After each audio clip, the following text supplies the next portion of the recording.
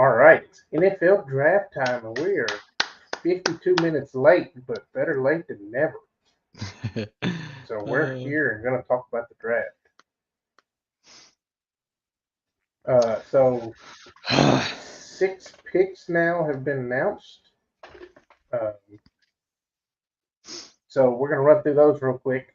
First one, obviously, everybody knew Caleb Williams to USC or to the Bears from USC. So we expected that. yes. What do you think about that fit?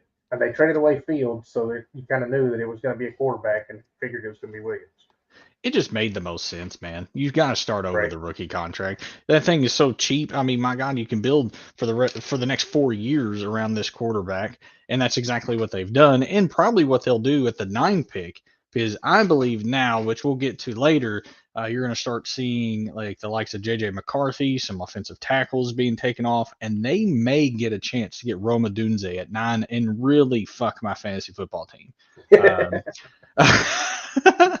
I mean, my Wandale Robinson is now basically obsolete with Malik Neighbors to the Giants, and then Marvin Harrison Jr. with my slim chance that Michael Wilson was actually going to be somewhat good. He's now basically wide receiver 3 because Marvin Harrison is wide receiver 1 and 2. So it's just. But I will say this draft has gone basically as vanilla as there's been no surprises. Joe Alt was always a potential option for the Chargers, but Caleb Williams going there, that was a no-brainer. And honestly, Hmm. you'll probably see an actual Chicago quarterback reach 30 touchdowns in a season in his first rookie season. Yeah, how about that? And Yeah. 4,000 yards. Never had a 4,000 yard passer either. It's unbelievable. Right. The 4,000 yards may be hard to do, especially when you have DeAndre Swift. He is going to, I think, basically take all of the Chicago running backs' efficiency from last year and take it all this year, as Yeah. long as the running back situation, which we'll talk about later. But this offense got really interesting to say the least. With them drafting Caleb Williams, and it really depends on what they do at 9. There's about 19 wide receivers that this guy that I follow that are in the top 100 players in his big board. So there's plenty of chances to get some help in the wide receiver market. So we'll see how things play out. Yeah, and wide receiver and offensive lineman slash tackle are really the deepest part of the class.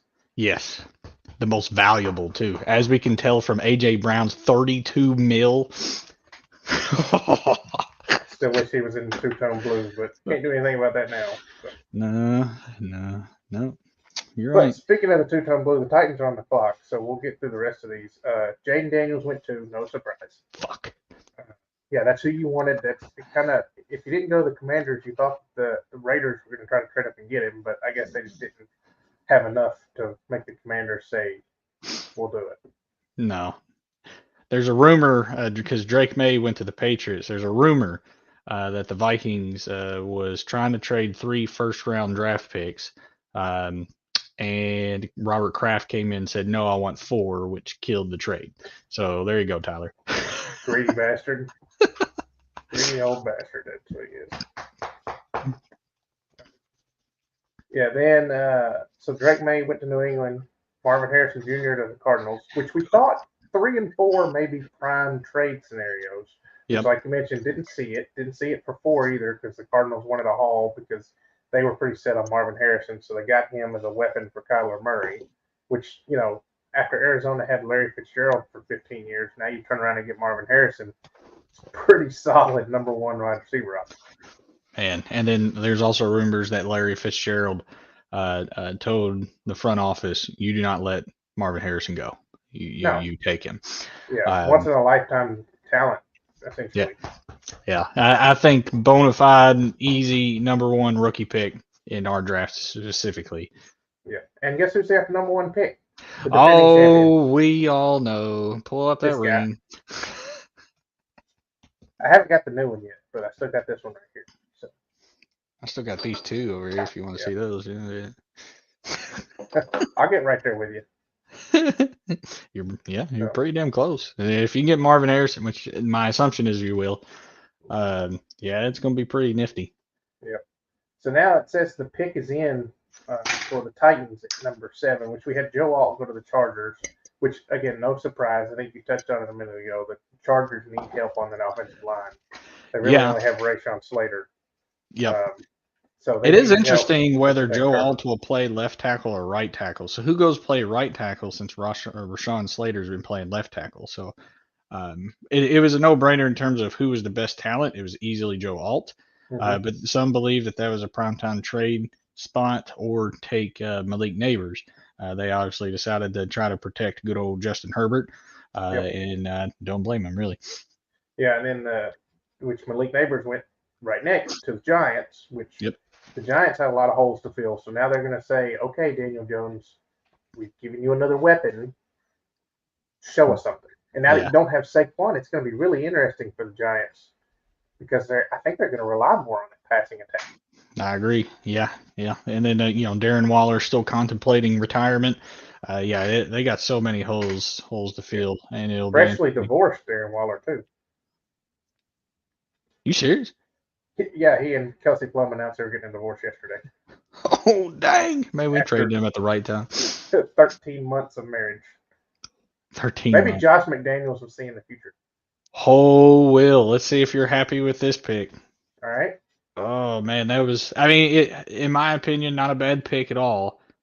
But we'll see what you think. They did not trade, obviously. Yeah, I figured since they were waiting until the last minute that they were trying to find a trade partner, but Get they didn't calls. get what they wanted. Yeah. So, which I'm fine with that. Which is crazy. So is Minnesota just playing hardball, or does everybody know that these quarterbacks were being overhyped and no one's taking the bait? That could very well be it. J.C. Latham for the Titans, Yep. which I find interesting because he is predominantly a right tackle. Yep. He also did play some right guard, but predominantly right side. And the Titans don't have anyone to play the left side, which is the backside of Will Levis. So that's why that's an interesting pick. However, comments made by Brian Callahan earlier this week said that you can get starting caliber offensive linemen anywhere in this draft. So that makes me think that they weren't, if Joe Alt wasn't there, which he wasn't, that they didn't have to go out and get a left tackle. They didn't have to take Fashanu maybe a little bit earlier than where he could have gone. Which is amazing. Fashanu was, for the longest time, the number one tackle for the majority of the offseason. And I mean, obviously now he's, could be offensive tackle number 3, but Yep. he is a left tackle for Penn State. And now that J.C. Latham, like you said, predominantly right tackle, that's who you take over an obvious spot that you need to fill for your team. I wonder how much he's dropped on just about everybody's board. Maybe he didn't test well. Maybe he didn't meet well with those teams. That's the Yeah. only thing you can really think about there. But Yeah. Definitely interesting. That's probably the biggest surprise so far. But it's still, in my opinion, a good pick. And in fact, I'm trying to see on my guy's big board where J.C. Latham is. Oh, he has him kind of low. He has him at, hold on, I think like 27, 29. But he had him behind Amarius Mims, Talisi Fuagua, Fashanu. He has Troy Fatanu, who is the Washington, I believe, left tackle. yeah, He has him way higher than I think anybody should. So I'm kind of surprised by that. But either way, a first round talent, no doubt, and definitely feels a need that is very necessary. So right. Yeah, I mean, the Titans need offensive linemen. There's no ifs, ands, or buts about that. yeah, Because which they've done. They've got Skoronski last year. He showed up to camp really beefed up. So I think that's a good thing.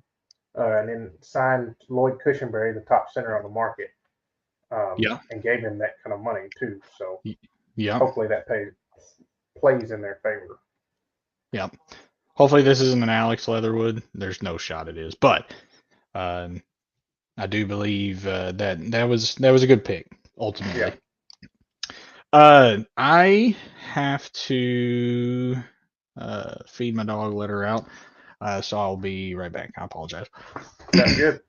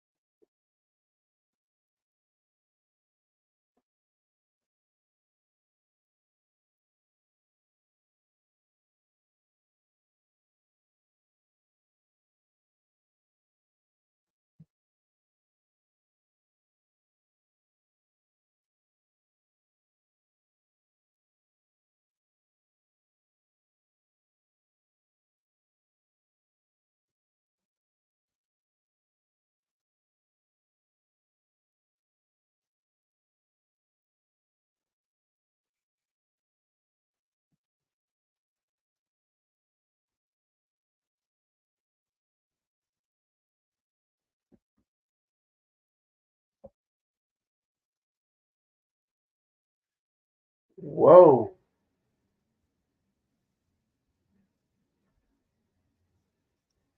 Michael Penix to Whoa. Atlanta.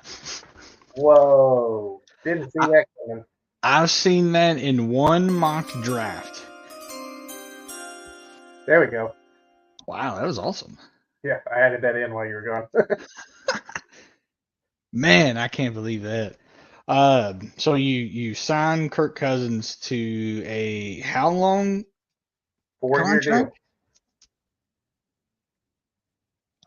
So obviously you're, and Michael Penix is 24 years old. I'm pretty sure. Um, Yeah, it doesn't really make a ton of sense. yeah, this is up there for the Jordan Love and Aaron Rodgers pick. Yep. Wow,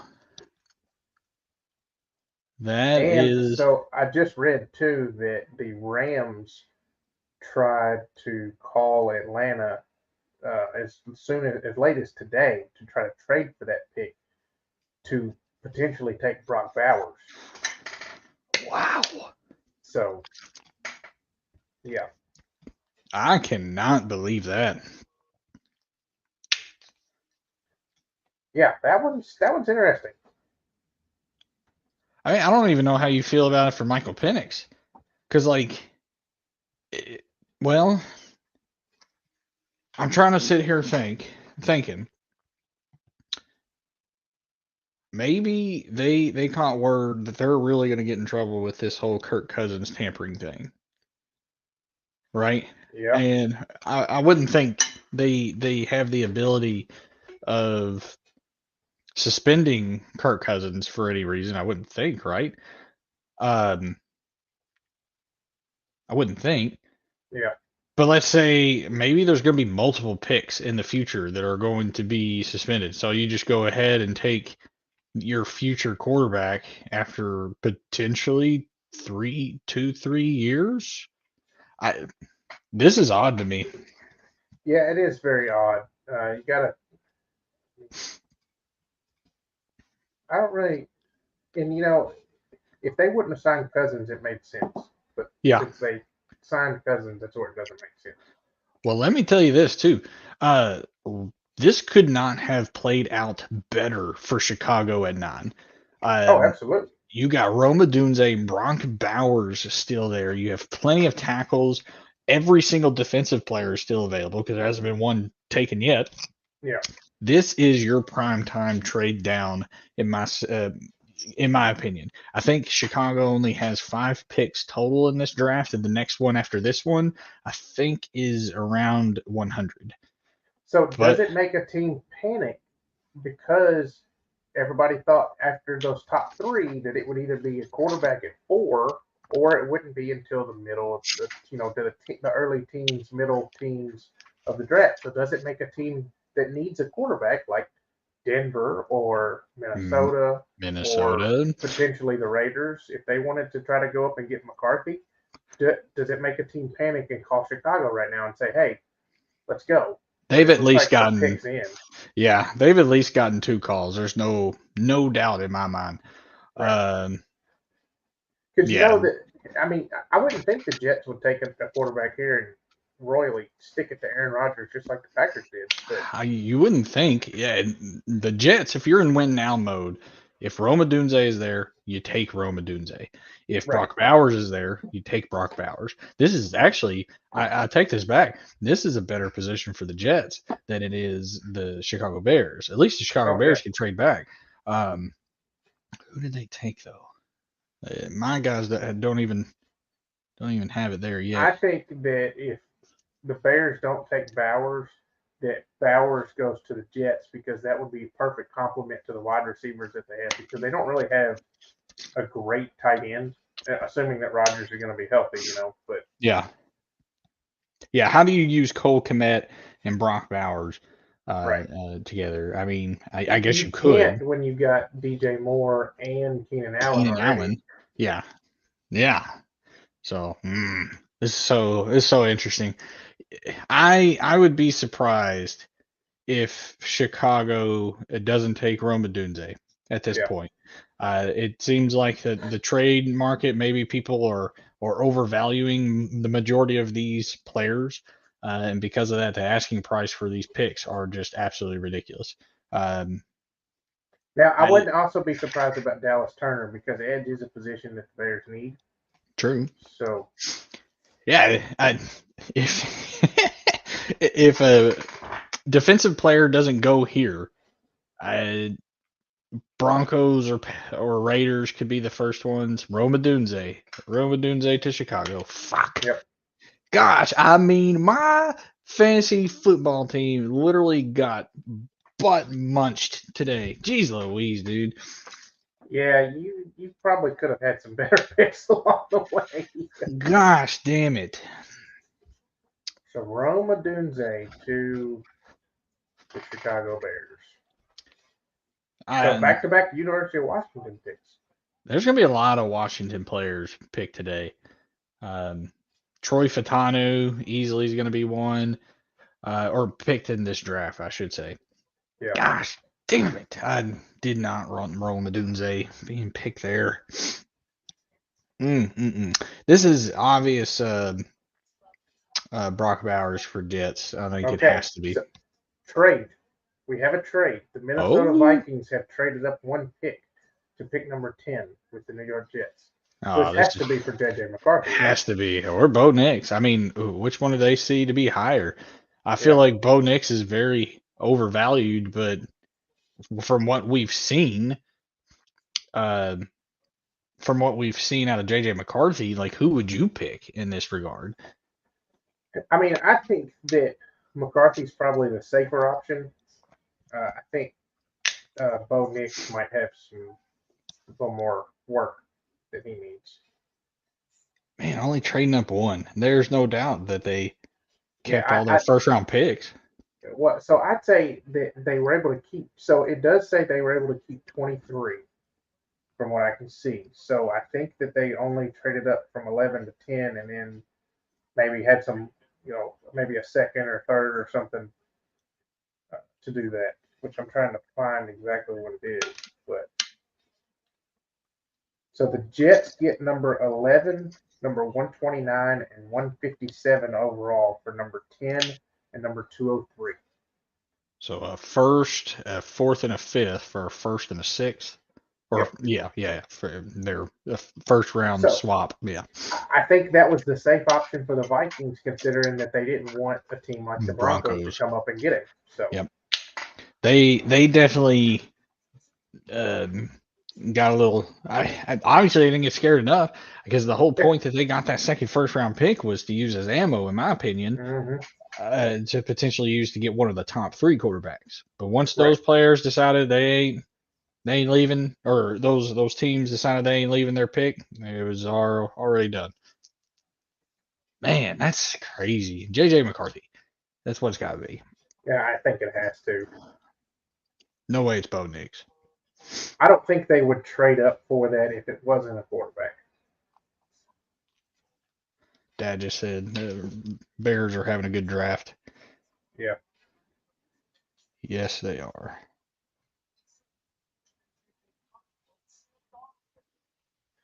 So, but that still leaves you the Jets in a perfect position to take Brock Brock Bowers. Bowers. And you got extra picks. Yeah. Yeah. That still makes the most sense of who's available. 1,000%.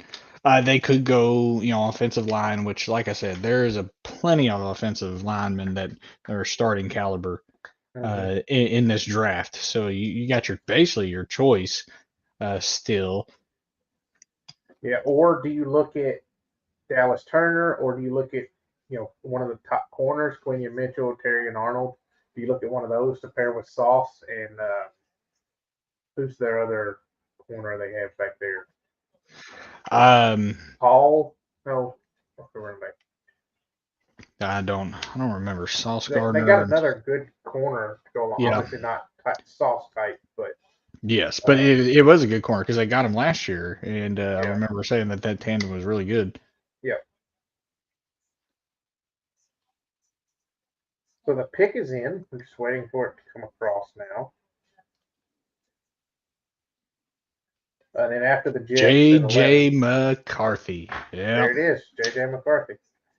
This draft has gone close to vanilla as possible. Like there's no, besides Michael Penix going at 8. Yeah. There's really no big changes in what people were thinking these teams were interested in, except for the Falcons. Falcons going for quarterback instead of defensive need is kind of like, whoa. Yeah, that was pretty bold by Atlanta. I mean, it's still crazy because you're paying Kirk Cousins $40 million a year. So why are you not going to turn it over to Penix until he's 28? Exactly. He's 24, like old 24, I believe. I believe he'll be 25 mid-season. I forgot what my friend said, but man, I just can't believe that. Let's see. Of course, this bio, because I mean, he started at Indiana in 2018. Yeah. He redshirted. He played in 3 games off the bench towards ACL. 2019 started 6 games. 2020 second team All Big Ten in Indiana. 2021 separated the AC joint in his left throwing shoulder after 5 games, so he missed the rest of the season. Then transferred to Washington, second team All Pac-12, and then won the Maxwell Award for the nation's top player, second team AP All American, and a Yeah. finalist for the Heisman. So I mean, he's had 6 years of college, Yeah. and you just paid a guy $40 million, and you're going to take another quarterback. Like the more that we talk about it, the more it does It not make just any doesn't make sense. sense. Like maybe did they draft him to use as trade bait? Could it be like an Eli Manning, Drew Brees kind of deal to where they're traded after they're drafted? But see, that didn't. That was different because Eli Manning didn't want to play for the Chargers. Yeah, So it's yeah, crazy. 28-year-old rookie quarterback. good grief. Scratching my head on that. But hey, that's been the big surprise. We haven't seen many trades like what the rumor was going around. But you got to think part of that was probably the teams blowing smoke out there to get other teams to panic 1,000%. to trade up. Yep. I still think best available right now, Brock Bowers. You got every single defensive player, which this guy has Quinion Mitchell as his top defensive player, but that's because Okay. he's a huge fan of Senior Bowl play, and Quinion Mitchell was easily the best player at the Senior Bowl. Troy Fatano is his next best offensive tackle. Jared Verse, Liatu Latu, Olufushanu is still out there. I mean, I feel Yeah. like that's gonna be some value. Whoever gets that guy. Well, and Fatano actually, ESPN even says offensive guard. Doesn't even say tackle for him, so that's interesting. There's a lot of disagreement where most of these tackles can play. Yeah. And I do feel like you're starting to turn into more. You select a rookie offensive tackle, get him wet, get his feet wet. Mm-hmm. If he's not like a top tackle, you put him at guard and then help him grow to the tackle position. Look what the Dallas Cowboys did with Tyler Smith from Tulsa a couple of Yeah. years ago. They kept him at guard for a while until um, Tyron Smith, right? Yeah. He got hurt, put Tyler Smith out there, and boom, he was like freaking good. I feel like that's starting to become a strategy for a lot of people, and maybe that's what you all do with JC Latham. You keep him out at guard until he feels comfortable with taking the starting tackle. So interesting note in Rand Carthen, the Titans GM's press conference just now, he said that he will start out camp at left tackle. There you go. So they Wow. obviously feel comfortable enough with him to Putting him at start him out tackle. at left tackle. Yeah. Wow. Predominantly right tackle, and you take him over. Oh, it's kind of Yeah. weird how Something had to have come out of their meetings with that for them to make that decision. for sure. For sure. Olu Fashanu is a primarily left tackle player, and you take a right tackle and you're going to switch him over to left. That's crazy. The last person that tried to do that was Trevor Penning from Northern Iowa for the Saints. He was literal hot garbage, about worse than Alex Leatherwood. And that was another guy Are you that still tried to salty switch about lanes. that? Dude, the last 20 years I'm salty about. Let's be real. I really think that I could have made the Raiders a much better team if I was in charge of their draft picks for now. Right now, I'm still in trade down mode until more defensive players get selected. Yeah.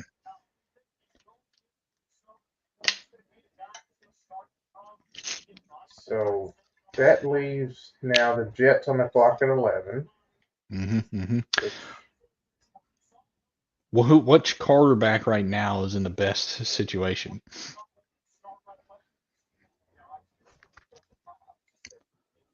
of the ones that have been drafted, Of the four, or five, really, that have been drafted. Um, I feel like the worst position is Michael Penix because he's not going to see the yeah, field. right. Um, I I mean, would I think think. it's got to be Caleb Williams because not only does he go out and start with DeAndre Swift at running back, then you got DJ Moore and Keenan Allen now that they acquired, so they've got those two guys, and then you go out at 9 and draft Roma Dunze. I mean, they're giving him every weapon imaginable. So if In he his first struggles, year. yeah, if he you're gonna know really quick if he's the guy or not, because Yeah. he's either going to come out of the gate and be, a top 5 quarterback this year, or he's going to struggle, and you're going to know, okay, maybe we need to hit the reset button. Yeah, I agree. If you're going to build, it's honestly a perfect position for Chicago. The fact that they even thought about keeping Justin Fields was absolutely stupid. Right. This is a perfect position for them, for the simple fact that you restarted the rookie quarterback clock in terms of contract. And now your offense is really, really good. Maybe an offensive lineman away, which you definitely could get later. Well, no, they don't really have enough picks. I think their next pick is like 5th round. I could be mistaken. Now you build the defense, and now you potentially have a Super Bowl caliber team if Caleb Williams hits. So it was a no-brainer. There's no shot that you would have ever kept Justin Fields, knowing that this was the outcome of your draft with your 1 and 9 pick. Yeah, because you can't have. I get really with that too. Unlike what Atlanta did, Caleb Williams has nothing to worry about. He's going to go and he's going to take it and then say, "Here, run with it. Show us what you can do. Show us why you're the number 1 overall pick."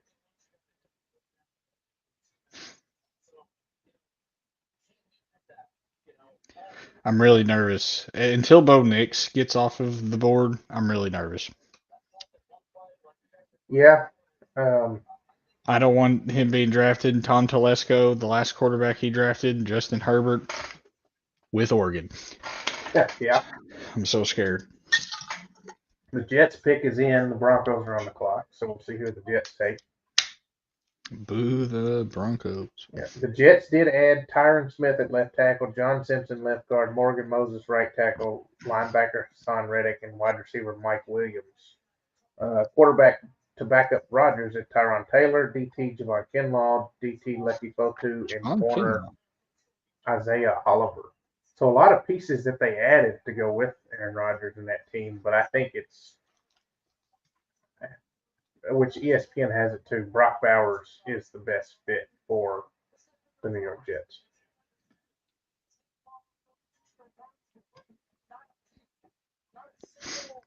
It's just a no-brainer. If you're in a win-now mode, which you have to be, especially the disappointing year that you had last year, which is not necessarily your fault.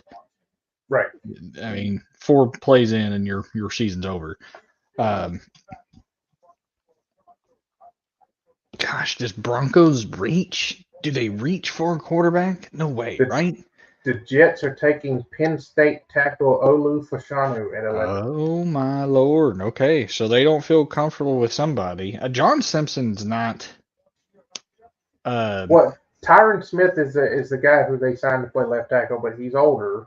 Yeah. And he's coming off some injuries. So this is not a maybe it's a mode.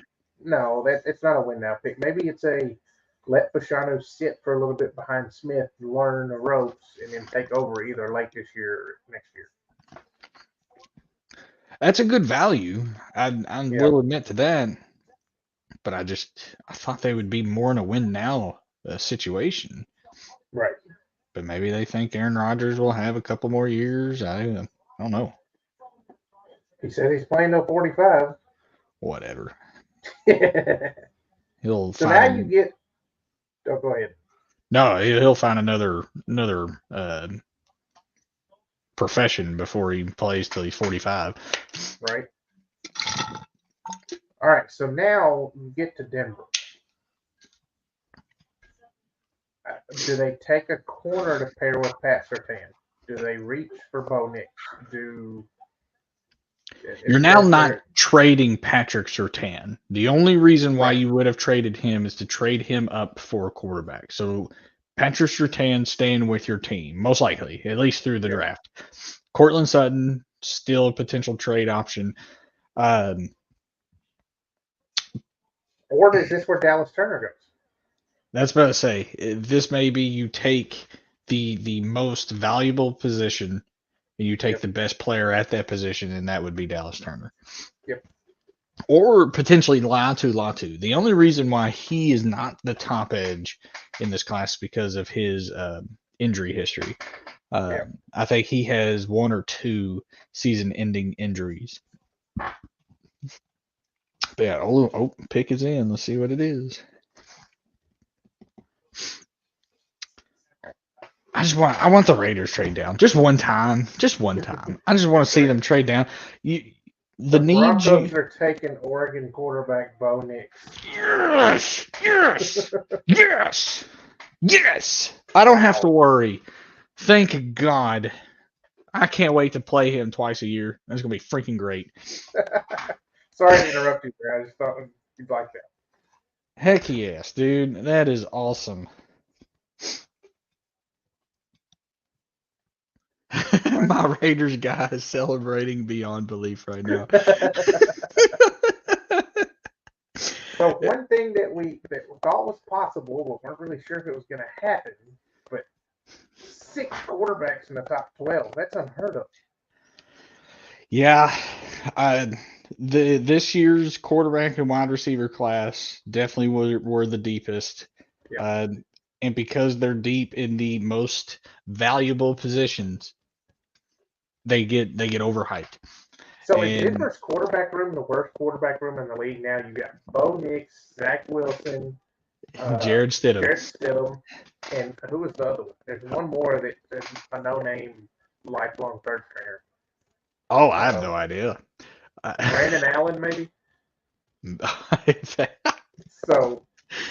And it's more. I'm excited that he got drafted, so the Raiders can't draft him. Yeah. So now, the Raiders are on the clock. What do you want here? I want to trade down. I would love a trade down with like the Jaguars because the Jaguars need a starting corner. I would let them have their pick of corner, and then whatever drops to you, that'd be fine. Take your bid at offensive tackle. If you do stick and pick, the top 3 guys that I would like, Terrion Arnold, Talisi Fuagua, or Quinion Mitchell. Those are my top 3. Your mic's kind of going in and out there, dude.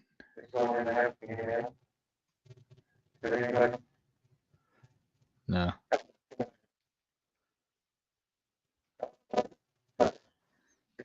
I heard fun.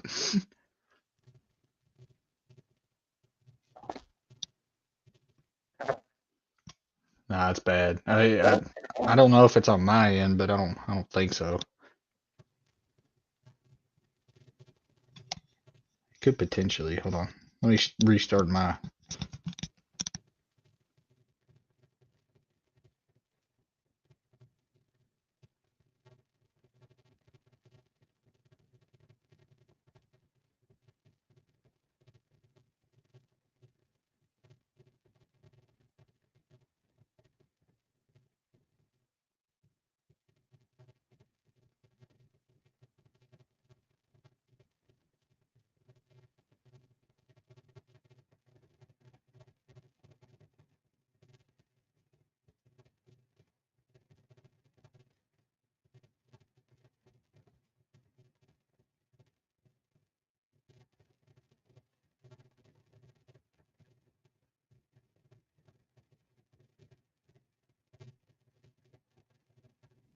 Oh, man, your microphone's still bad.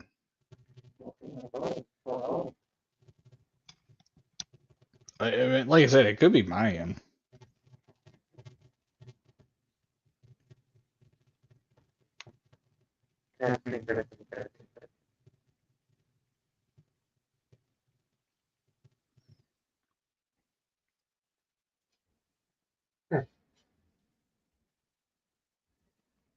Talk again. How about now? Yeah, that's good. Weird. I don't know what was happening. Anyways, so first time since 1983 that 6 quarterbacks have gone in the first round. Man. Also, 5 quarterbacks in the top 10 is a first. No defensive players in the top 10 is a first. I would have. I wish I would have bet money on that. I felt that was the case There was like no edge that was being talked about a whole lot. There was too many questions on who's the top corner in Quenya Mitchell, Terrion Arnold. Yeah. Yeah, this will be interesting. Gosh, there's got to be a trade down somewhere. The Yeah. defensive value has to be good at some point in the draft.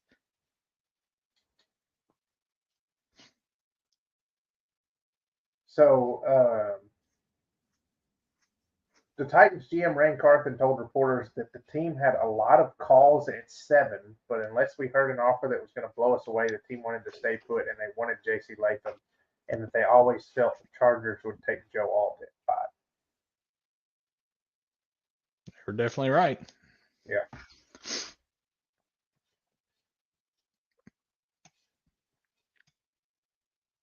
Also, this is the first time in Sean Payton's history as a head coach that he's taken a quarterback in the first 2 rounds of a draft.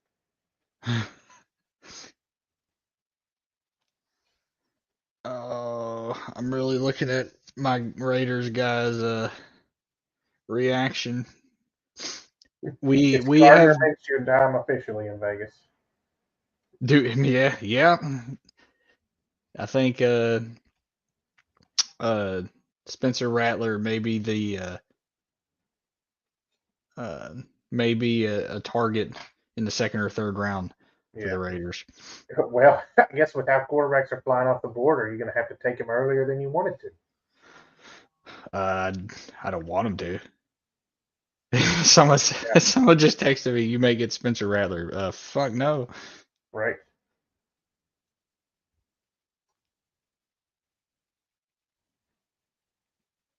Interesting. Yeah, Bo Nix is now Drake May is in a bad spot in the Patriots, no doubt. Bo Nix situation is not much better. Yeah.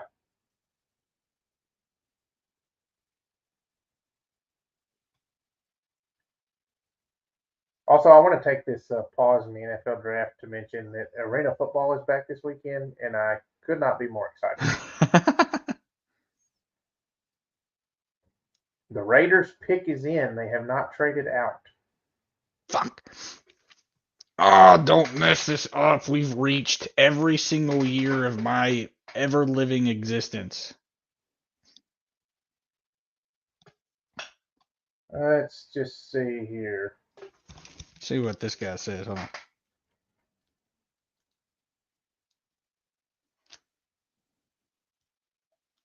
Get ready. The Raiders pick is in. You have no idea. As soon as I get word, oh my God, the Raiders just drafted Brock Bowers. Breaking news, the Raiders just drafted tight end Brock Bowers out of Georgia. Now you got Michael Mayer, Brock Bowers as your 2 tight ends. This shit's about to get wild here on the Raiders Report. Subscribe on YouTube. Whoa.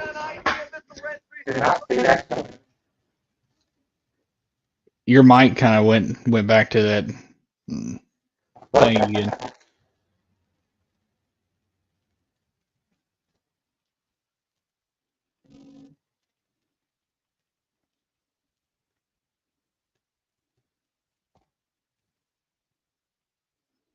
Wow.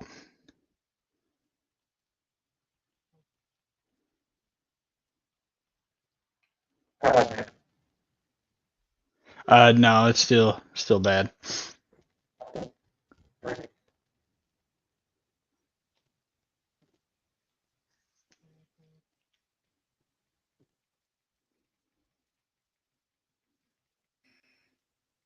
How about now? That is really good.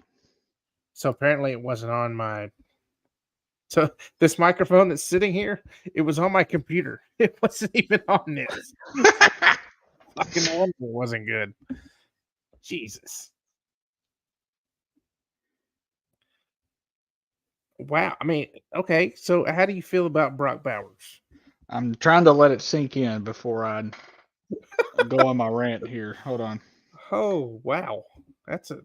I mean, I think that's a solid pick because he's a solid, very solid tight end. He's probably the best tight end we've seen come out in a long time. He can block, he can catch, he can run, he can line up. He doesn't have to line up as a traditional tight end. He can line up in the slot. I mean, he's essentially a gadget like what you see the Chiefs using Travis Kelce. So maybe that's something that the Raiders try to use him as, is a Travis Kelce type player where you can move it around, because Mayer played a lot more on the inline tight end spot, I think, right? Yeah. So Yeah. maybe that's what you do. You have Mayer as your tight end, and you have Bowers as more of a slot or move him around kind of guy.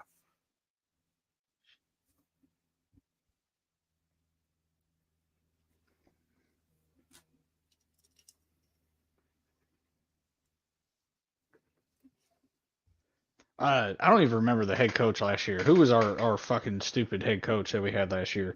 Josh McDaniels? Yeah, there we go. Mayer was a McDaniels dude. It's the only thing I can think of. Yeah.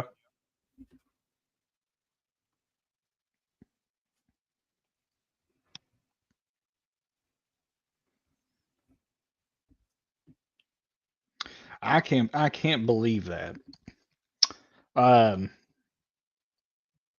I've seen much worse Yeah. picks.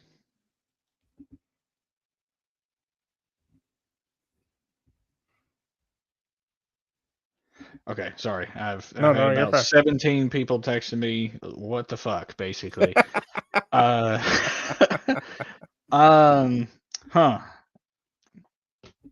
So the only thing I can think of is that Michael Mayer is not their dude. And if you take the best player available in Brock Bowers, just like you said, you now have a tight end that is, just like you said, one of the best tight ends that ever came out of the draft. I think he's going to work the middle of the field. Definitely has, like you said, blocking. That's Caleb Williams crying. Blocking capabilities, yak capabilities. It's just going to be amazing, especially for a pocket passer in Gardner Minshew or Aiden O'Connell, depending on who you want to go for. So why not, I guess, in this situation, give him the weapons, give your quarterback the weapons to be able to show out and to get the ball out of their hands as quickly as possible. This also will help your running game. You can't really stack the box with a tight end that can block and that can catch and score a touchdown at any point in time down the field. So I understand it, but I was literally just talking earlier today that I don't know where teams value tight end in the draft. Kyle Pitts was the last one. Now, granted, he was an athletic freak. I don't know how he was coming out of Florida as a blocking tight end, as a well-rounded tight end. But I really feel like you just selected a better Michael Mayer, but a very similar player in terms of their well-rounded game. Now, obviously, Right. Brock Bowers is the better and best tight end that we've seen in a while. And if you decide to use both of them on the field, I mean, I guess you can go a lot of this one just kind of a head scratcher, but at least it wasn't a third round reach. I mean, this is the best player available. You got literally the best player on the board. On my board was Brock Bowers, and then Quinion Mitchell was next. So the fact that you do that, but you still have a glaring need at either right guard or right tackle, whichever one you pick, which are deep positions. The fact that a corner hasn't come off the board yet, I guess, is a good thing, but I wouldn't imagine that you trade up for a corner at this position. You would wait until 44 and get your guy, whoever you want it to be then, likes of Max Melton or Enos Rakestraw. But I think there's about to be a run of defensive players at some point. And I don't think it starts with the Saints. I think the Saints take an offensive tackle of some sort because their offensive line is definitely in shambles. Yep. It can start with Indianapolis. I think it should start with Indianapolis. Seattle was a sneaky team to take a quarterback if they were available, but obviously none are available now. So where do they go? Right. Yeah, this one is a head scratcher. I'm getting a lot of Indianapolis Colts fans just ripping me because they were hoping Brock Bowers was going to fall to them, Yeah. which I don't blame them. But yeah, Well, from my standpoint, hallelujah. yeah.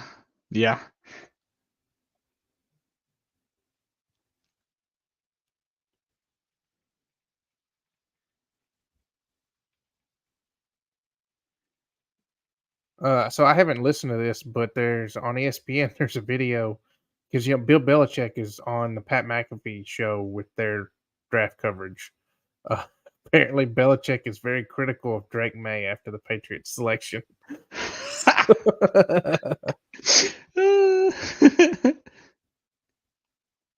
Can't wait to watch that one.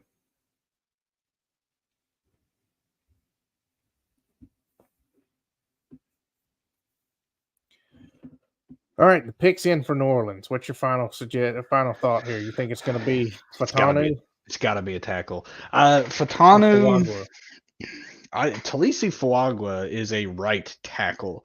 I believe they still have Ramczyk still at left tackle right now. Is that correct? The Saints are taking Oregon State offensive tackle Talisi Fuagua. Yep. Yeah, and he is a right tackle. He's a mean bruiser tackle, which is why I thought the Raiders would have been interested in him, and they may have been.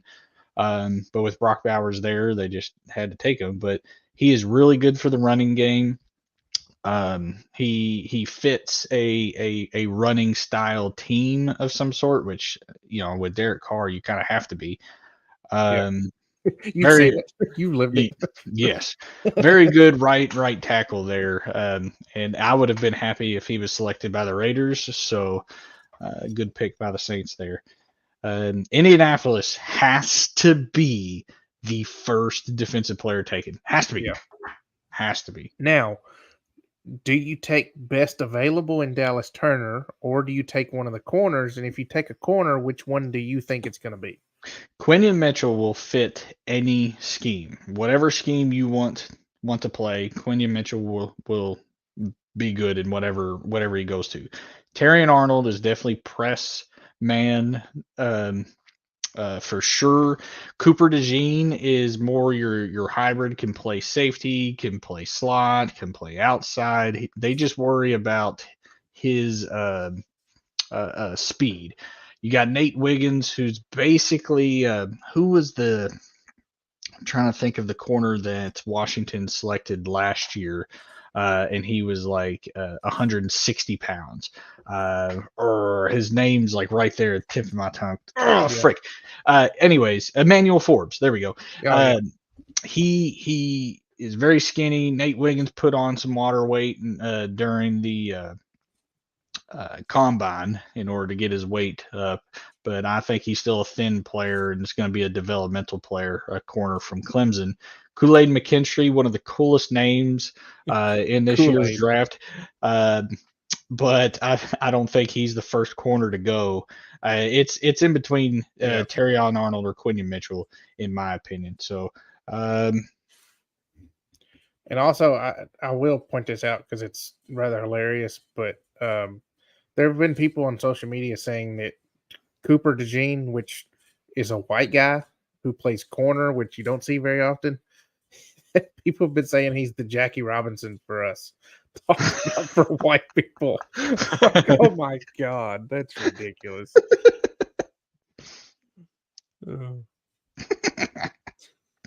Dad just said, "Are you going to trade Mayer or are you going to play them together?" I guess play them both. Because I don't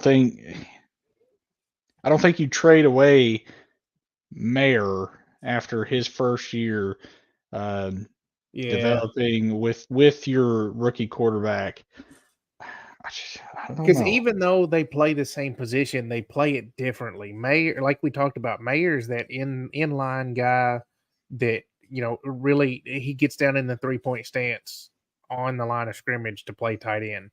Yeah. Brock Bowers can do that, but he's probably better if you put him in space.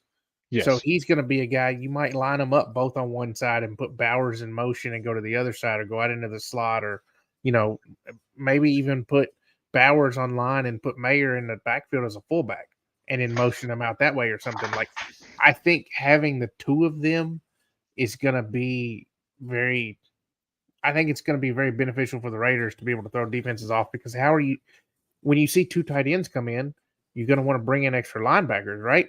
Yeah. You can't cover Brock Bowers with a linebacker. You probably can't cover Michael Mayer with a linebacker either. So then if you bring in defensive backs to cover them, just run it right down their damn throat. Yeah. Because they're going to be able to block them. So I mean, I like it. Maybe it's a different. I know they definitely like the two tight end schemes, and that's why I thought they signed Harrison Bryant, which I thought was a really underrated signing. And I thought he was going to be more of your blocking tight end, while Mayer was going to be, your well-rounded tight end. Now, obviously, I still think tight end was a potential option to go for later in the draft. I was thinking 5-6 for a Theo Johnson, Cade Stover. There was many tight ends that I was kind of studying on late in the draft. I was like, these would be good ones. Yeah. Well, man, you go with the best. I mean, potentially top 7 prospect in this draft. So that's why you can't give it a bad grade. I just, with the drafting of Michael Mayer last year, I just didn't think it was going to be an option. My Raiders guy did say that this could be a potential.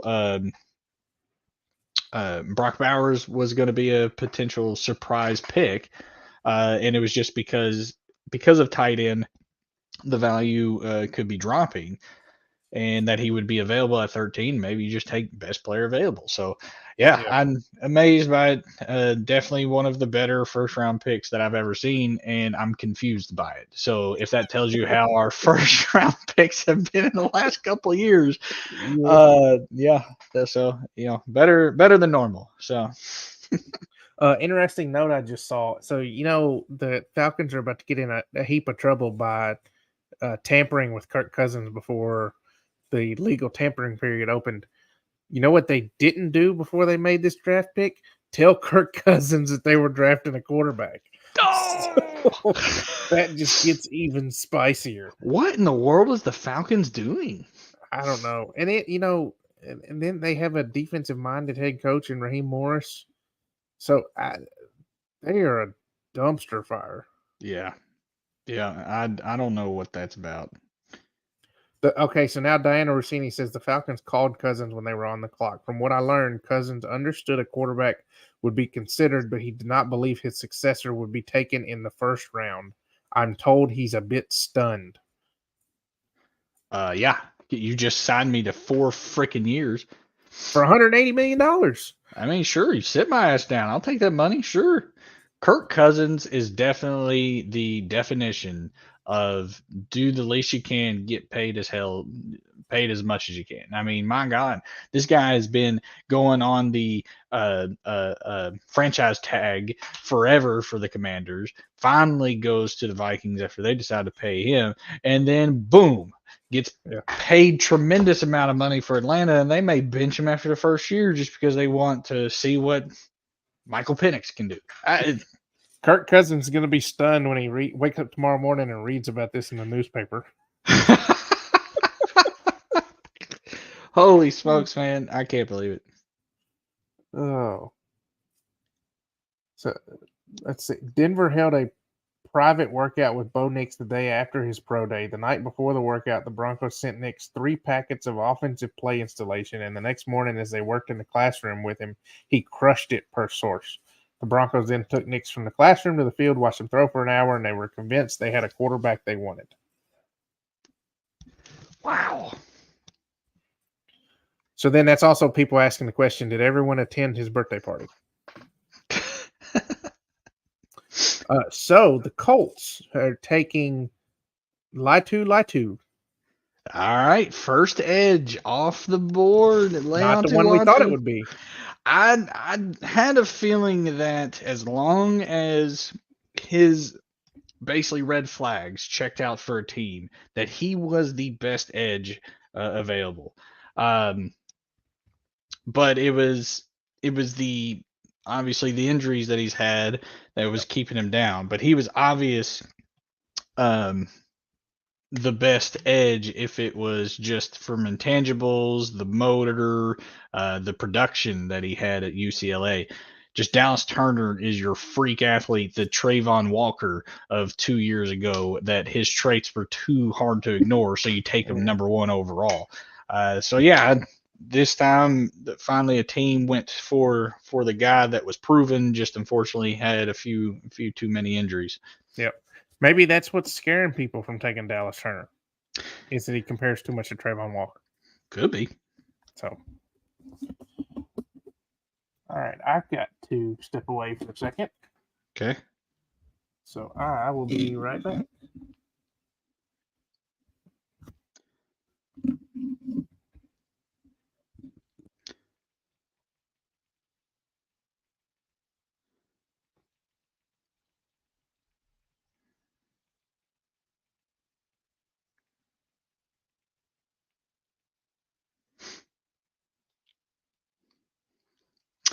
Laiatu Latu, man, good for him. I really like that guy. I think he resembles a lot of like what Max Crosby provides in an edge player. I think he's going to be good.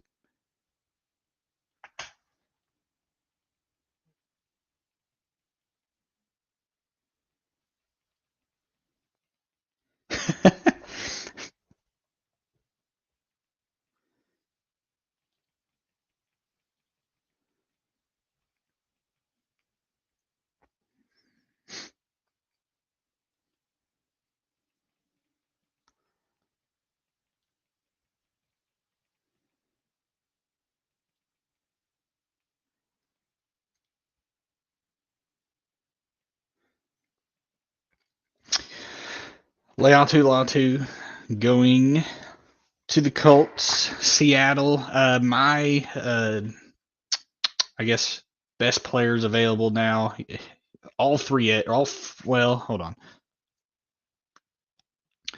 Quinion Mitchell, definitely the top player.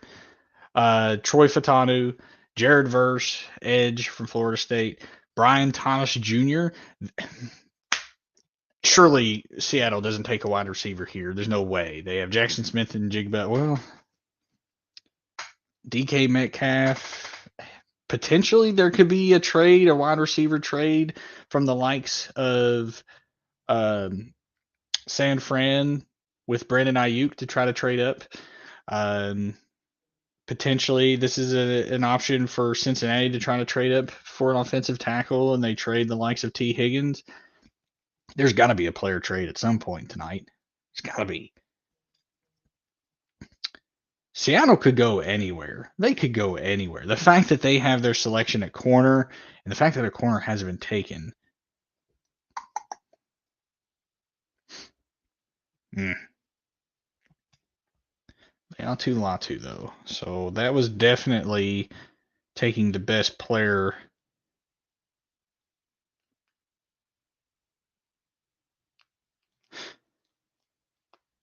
Just with the injury concerns. So if that's the case, the likes of like Jackson Powers Johnson, a center from Oregon, the likes of there was another injury-prone guy. Who was it? Where is he? Peyton Wilson. Ooh, sneaky pick. Dark horse, Peyton Wilson to Seattle. They took Jordan Brooks a couple of years ago, which was a huge reach in the first round, which was a linebacker. I think he was for Texas Tech. I can't remember. But Peyton Wilson is definitely the best linebacker available in this draft. But he's had like 2 or 3 season-ending injuries as well. Yeah. I'm going to go Peyton Wilson. That's what Seattle does here.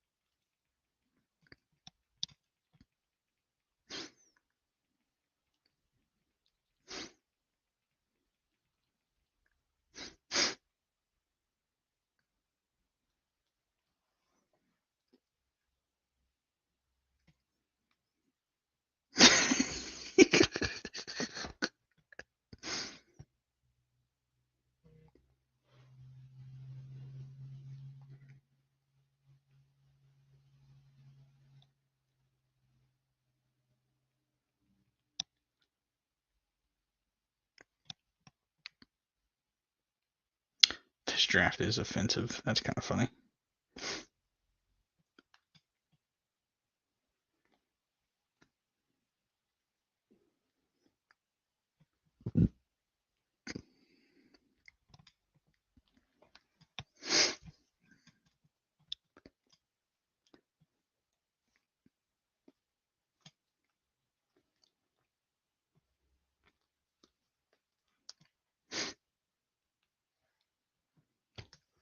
Man, what do you do?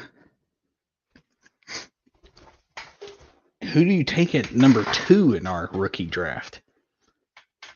Do you take Malik Neighbors with the Giants? Do you take Rome Odunze with Caleb Williams with Keenan Allen and DJ Moore battling it out?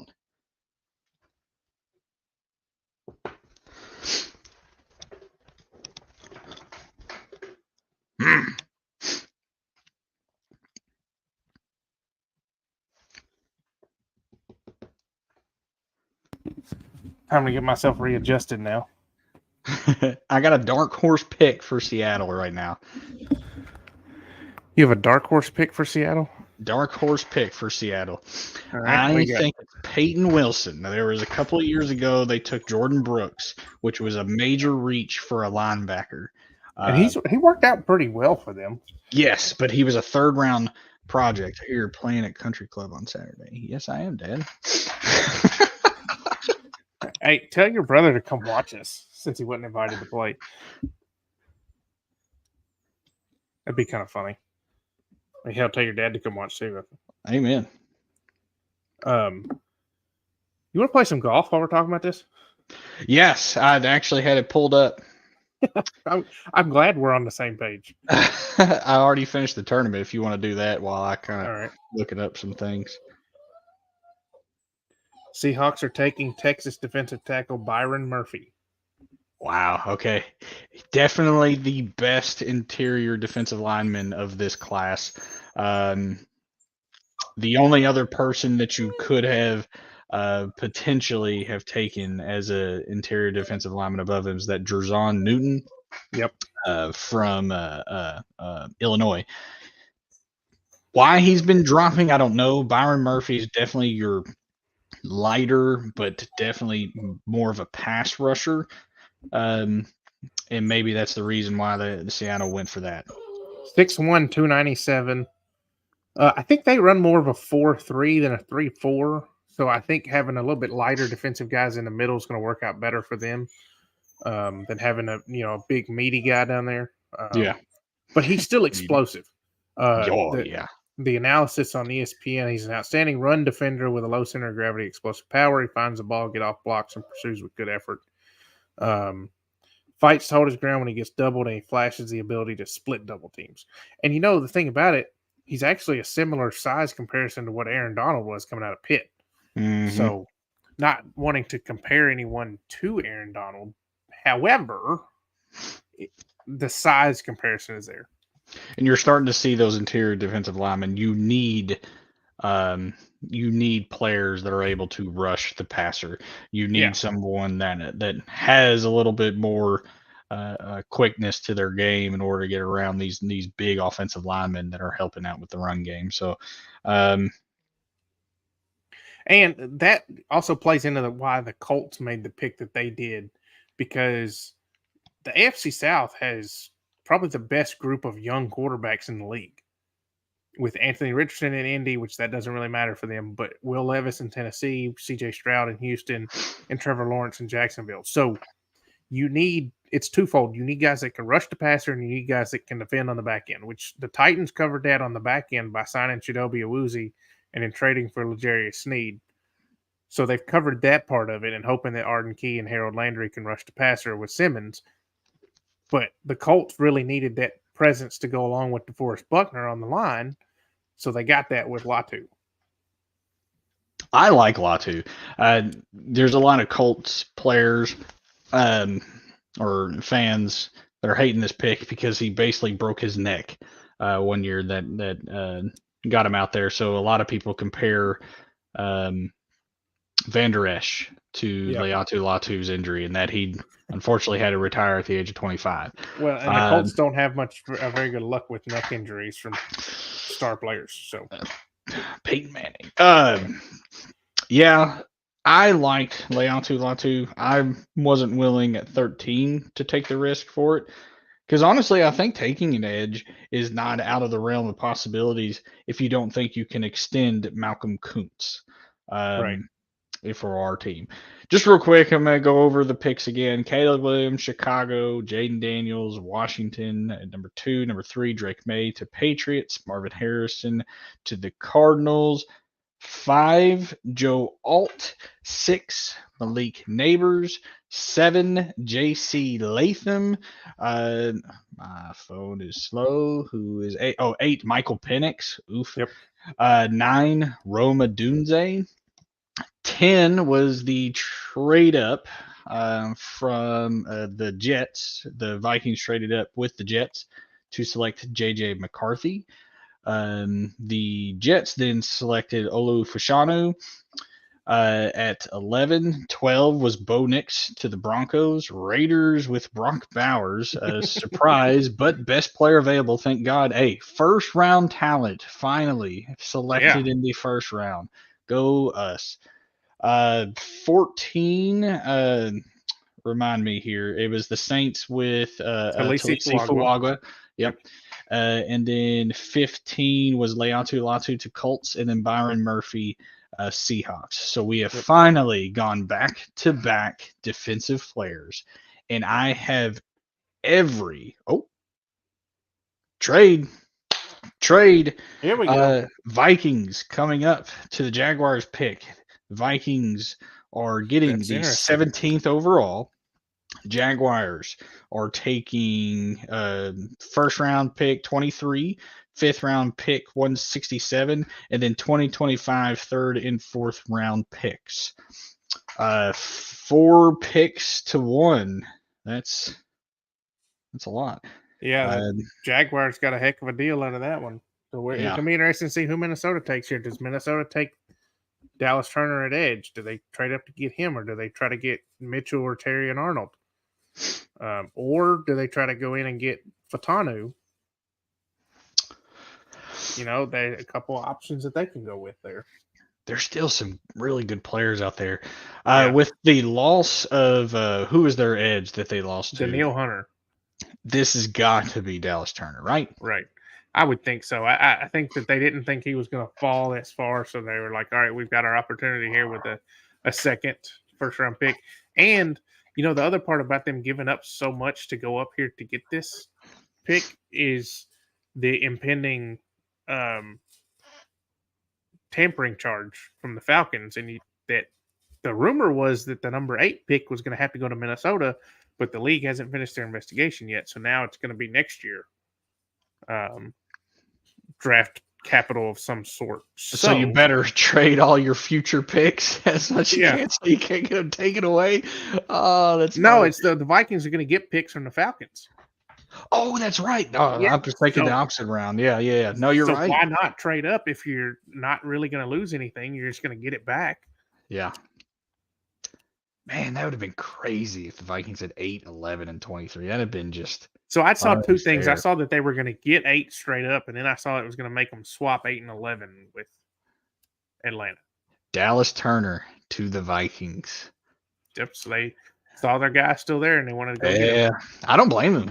That's a tough draft. You had to get a quarterback. You knew you had to. You traded for this 23rd overall pick in order to be able to, I believe, to trade up all the way to take one of the top 3. He wasn't there. You had to make sure that you got your guy in J.J. McCarthy just in case if the Denver Broncos was going to trade up to get him. So you got him, and then you saw you're probably number 1 defensive player because apparently the defensive players weren't worth half a first-round pick.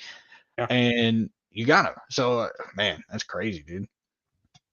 Crazy. Dallas Turner on my big board here was 15th overall. He was selected at 17, so that's pretty good value.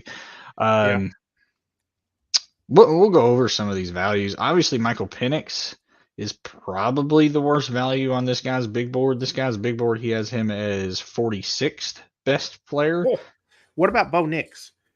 'Cause he was back there too. Let's see here. Bo Nix. 21. Oh, really? Yeah. Wow. Kind of surprised by that one. A lot of people are not very high on Bo Nix, but this guy, I guess, was. So, Talisi Fuago was his 19th overall player. Byron Murphy was. Oh, shoot, get out of here. Ah, fuck. I messed up. Did you mess up or did your Android mess up? No, my Android's doing just fine, thank you. Olu Fashanu was 13th overall. Liatu Latu was 12th overall. Jaden Daniels 9. Brock Bowers 7. Roma Dunze 6. Joe Alt 5. Drake May 4. Malik Neighbors 3. Marvin Harrison 2. And Caleb Williams 1. So it sounds like the Raiders have gotten the best value so far. 7 for 13. Yeah. I mean, you can't fault them for taking best player available, I guess, which is fine. I am, better than taking Alex Leatherwood. Yeah, so. Better than taking a 3rd round pick in the first round. I was at your house when they picked Alex Leatherwood. I was so mad. Yeah. Oh my god. All right. I remember that. Cincinnati. This is prime time. Troy Fatanu. Who are some of the Marius Mims? Oh man, that's a good project tackle that definitely could pan out later on. Depending on their center, you still got Jackson Powers Johnson there, who's seen as the best center available in this draft. And Graham Barton too is right up there too, right? Yes, this could potentially. Hey, okay, hear me out.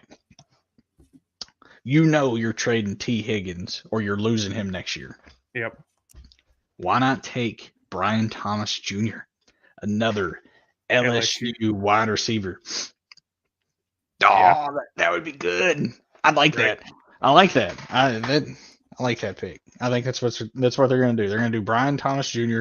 Go ahead and have just a full LSU wide receivers, and then your quarterback. Man, yeah, that's going to be good. Yeah, and then the other thing out of Cincinnati too was Trey Hendrickson requesting a trade, which was interesting.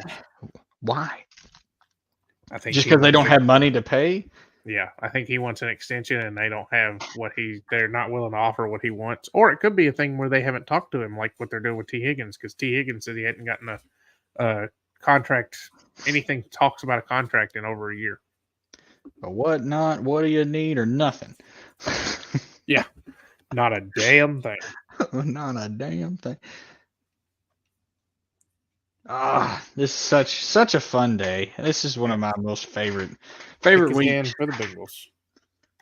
Oh, it's in. Okay, so no trade. Also, the Falcons' last 4 drafts took Kyle Pitts at number 4, Drake London at number 8, Bijan Robinson at number 8, and Michael Penix at number 8. So if you look at it from there, it's like, they're building a pretty good core young group of guys. But then it's like, and they signed 35-year-old Kirk Cousins to a 4-year deal this offseason. Like, that makes no fucking sense. I mean, what was going on?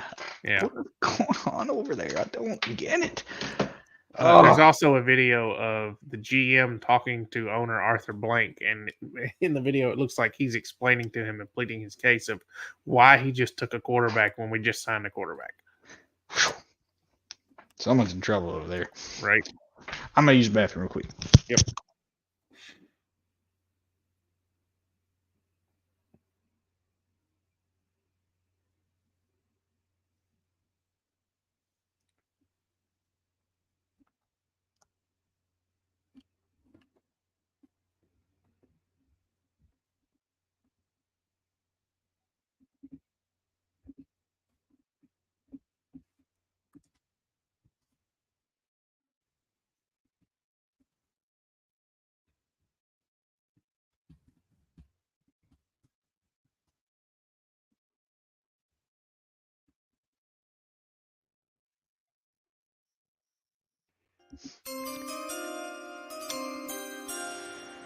Oh, there you go. Marius Mims. All right. Mims. They did, which is smart. That is potentially the best tackle in this draft. He only has, I think, like 5 or 6 games of starts under his belt. Let me I have his bio right here. 8 games. He played in 7 games with 6 starts. He suffered an ankle injury early in the season and got tightrope surgery during the season. He returned week 11, but re-aggravated his ankle in the SEC championship game. He would opt out of the bowl game. Played in every game with only 2 starts in 2022. So yeah, 6 starts or 8 starts in all from this guy. So definitely a project player. Young, 21, I think. If I can get this freaking thing out of the way. Hopefully, he didn't turn out like the last Georgia tackle taken in the first round of Isaiah Wilson. I feel like Evan Neal was the other. No, who was the other tackle that was taken by the Giants? Forget. Oh God, he's right there. I can see him. Because Evan Neal was from NC State, I think. Yeah. Broderick Jones. That was a Georgia tackle too, but that was to the Steelers. Yeah. So who's the one that I'm thinking of that's the Giants tackle?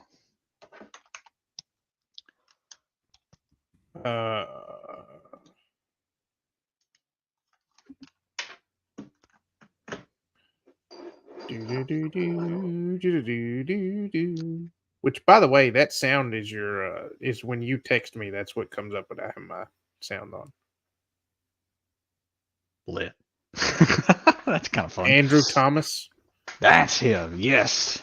There's been a lot of Georgia tackles. Yeah. That have been drafted. Yeah.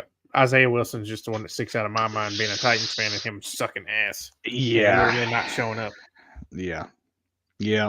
That's even worse than Alex Leatherwood. Yep. Yeah. That's hard to say. Literally, you're a stand-up guy. You're really nice and all, but you suck so bad that we cut you the very next year after drafting you, I think 17th overall or something. Boo-doo-doo-doo. Oh, I'm so happy Bo Nix was drafted to the Broncos. Makes me so Then you happy. didn't have to worry about it. He's going to kick our ass, I'm sure. I'm going to be regretting these words, no doubt in my mind. But I'm really happy that we didn't draft him. I really hope tomorrow at 77 we take Spencer Rattler. I think that would be a good, interesting quarterback room going into the offseason.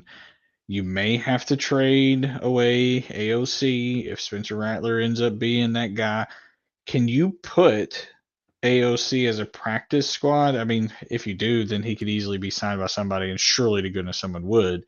So you probably don't have that capability. Can you protect people going on practice squads? You can protect 2 people a week. But there may be restrictions on how many times you can protect someone before they would either have to go to your active roster or you wouldn't protect them. Okay. I know that was if you brought them out of the practice squad onto your active roster. But I didn't know if that was protecting them, if there was a limit to that. I think there is, but I don't know exactly what that is. Maybe like 4 times or something. Okay. So, all right. Now the Rams are on the clock at 19. Do they go with the best available in a corner? Because, they did trade away Jalen Ramsey. So, I mean, I thought a corner would have easily been off the board by now. So, right. Obviously, no one really thought highly of these corners to begin with.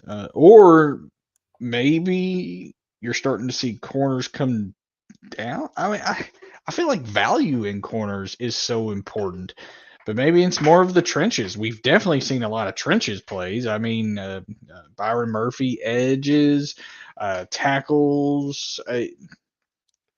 Maybe that's what people are trying to do, limit the time that the quarterback has to be able to throw the ball deep down the field. So all you need is someone to do press coverage early on and then get somebody to the quarterback and destroy. Yeah. I don't know, man. This is odd. I really thought a corner would have been off the board. defensive tackle, edge, corner, and offensive tackle are apparently the biggest draft needs for the Rams. Defensive tackle, I guess you could go Jerjon Newton. Wouldn't be a bad pick. Edge, the best remaining edge is Jared Verse, who at one time, even last year, before he declared to go back to Florida State, was the number one edge coming off the board even last year. He didn't finish the season very well, which is why he kind of fell the board this year. Still easily a first-round talent. You got Chop Robinson right there, a couple spots behind him too. Chop Robinson apparently has an elite first step. That's what a lot of the people that talk about him, that he has an elite first step. But the fact that he wasn't productive with that elite first step means you really suck somewhere else in the process. Yeah. So hey man, last first round pick that the Rams had is 2016 when it was Jared Goff. Yeah, number one overall, which they had to trade the farm to the Titans to even get. So how does it feel? How does it feel to have a first round draft pick, Rams fans? That should be good. Also, speaking of the Rams, did you see what they've done? They don't have their typical draft room at headquarters. They built a $16 million house that they're serving as their headquarters for the staff to draft out of. Holy smokes. So they don't have their head coach. Oh no, wait, that wasn't who am I thinking of? He was the Arizona head coach. Oh, Cliff Kingsbury? Yeah, his house. Gosh, during the during COVID days, yeah. His house was immaculate. That looks sweet. Draft watch party. Yeah, of course they have a party. This is the first year they had a first round pick. Yeah. The Rams official Twitter account or X account tweeted out and said on the clock in the first round, and it posted this picture of this old ass lady with a Rams hat on it. It says it's been 84 years.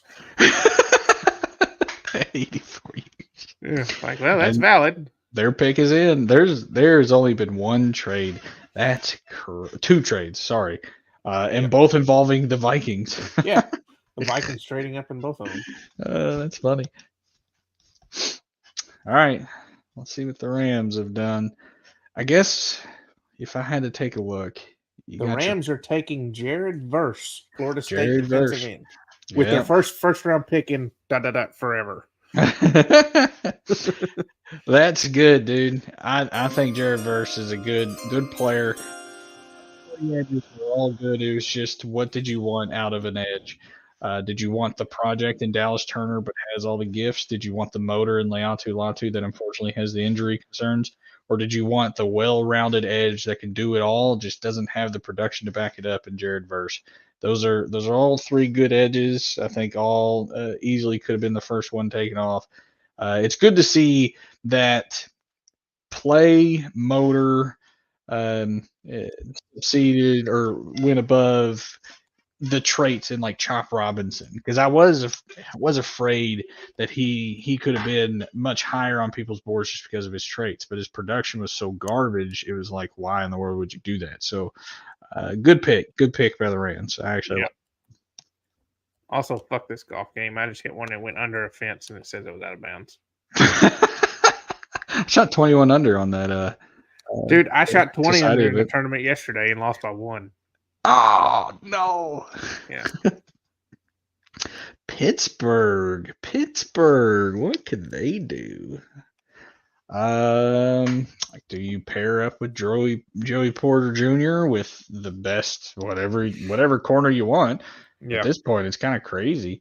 There's got to be a run in corners at the end of this draft. I think the 49ers would definitely trade up for one of these corners.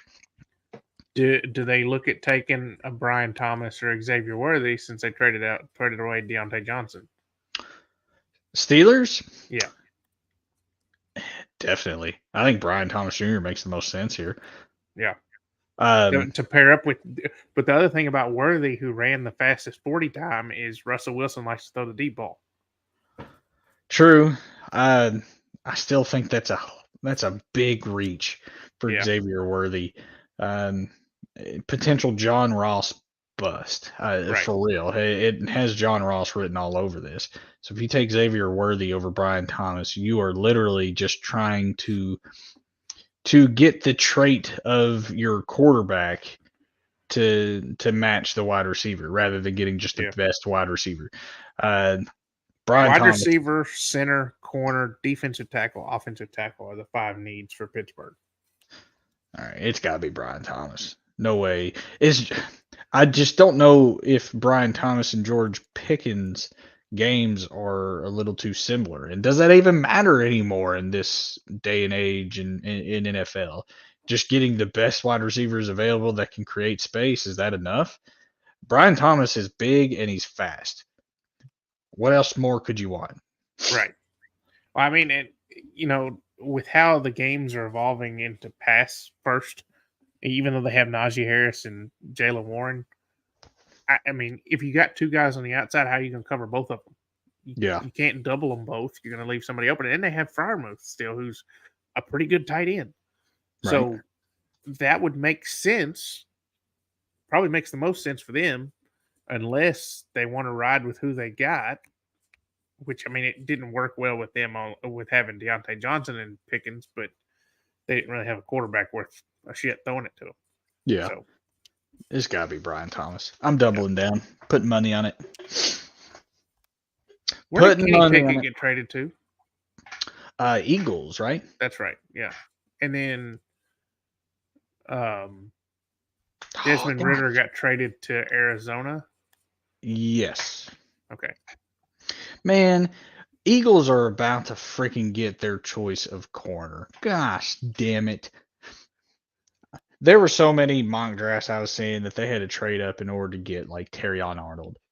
Hell, they may sit where they are and get him because Miami, in no shot, Miami leaves this draft, leaves the 21st pick without an offensive tackle or a center for that matter.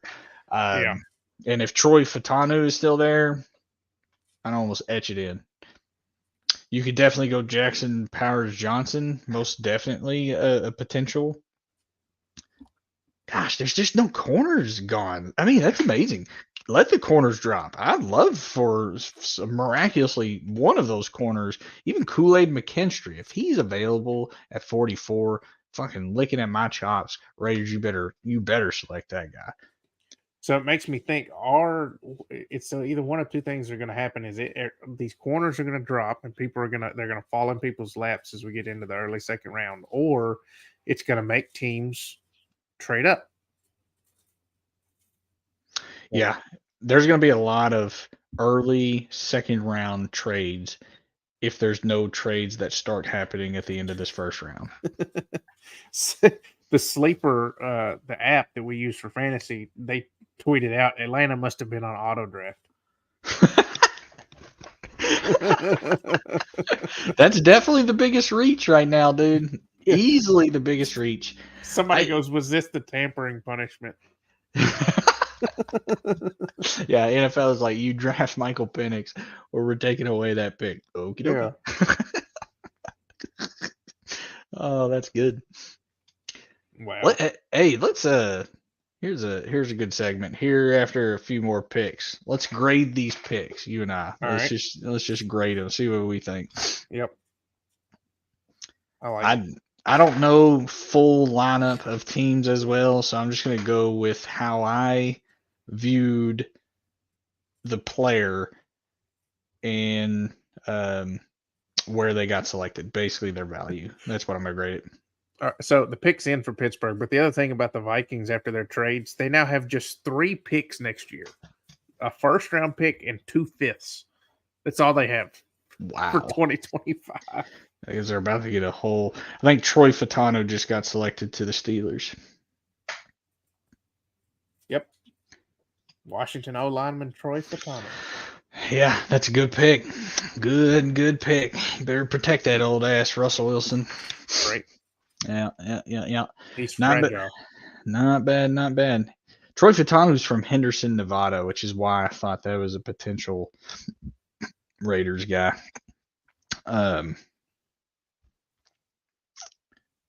Interesting. Brian Thomas still falling. does Miami take him in replacement of an old Tyreek Hill? No way. No shot. You already got Jalen Waddle. No shot. So where does If they're going to take a receiver, they're going to take Xavier Worthy for their speed.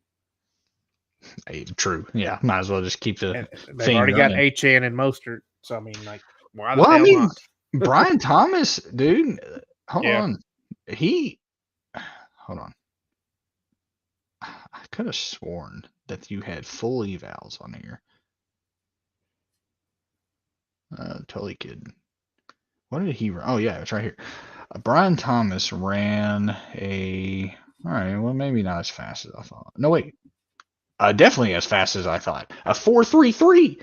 What else could you want from the guy? I mean, he's Right. 6'3", 209. Roma Dunze ran a 4.45, and he's 6'3", 212. Speed.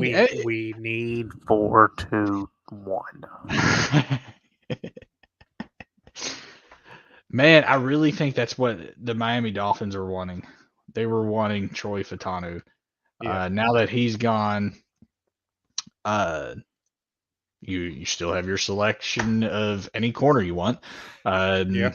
You got Jackson Powers Johnson. Can we just all agree that if anything, I mean, it's just the two of us, so I'm sure we can agree. if we've learned anything from today's game, it is definitely in the trenches. That is what this first round has definitely shown us. These Also, first 20 picks. I'm interested that you have Jackson Powers Johnson rated so high because ESPN's draft board of best available has him as number 55. Damn. Best available prospect, where it has Graham Barton at number 18. Now, on this big board, if we're just going by where they are, Jackson Powers Johnson 23, Graham Barton 26. So it's not that big of a difference for sure.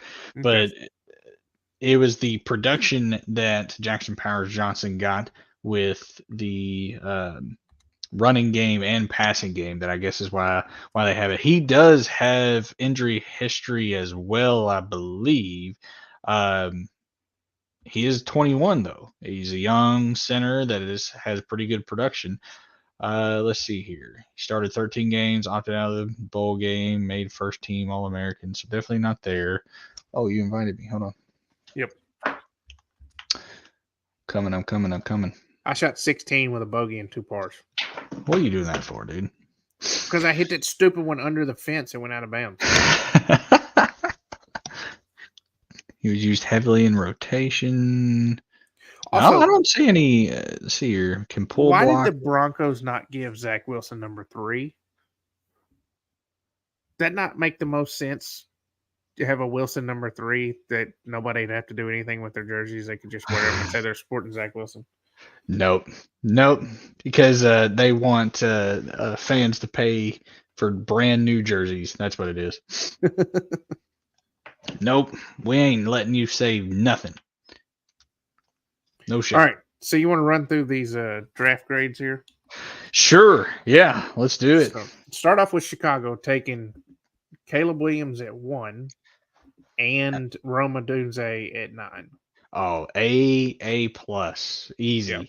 I mean, there is no excuses for Caleb Williams anymore. Not that he really was going to have any. He's definitely your most prolific player, most prolific quarterback. And now you have 3 literal groundbreaking, wide receivers that have either shown the production. Now you have DJ Moore, who I think is 25 or 26. Man, he may be a little older than that. Maybe 27 actually. But not and then very Roma old. Dunze. Yeah, and then Roma Dunze, who just got drafted. So very, very good job by Chicago. Yep. And number 2, Jaden Daniels to the Washington Commanders. Absolute F. Total terrible pick.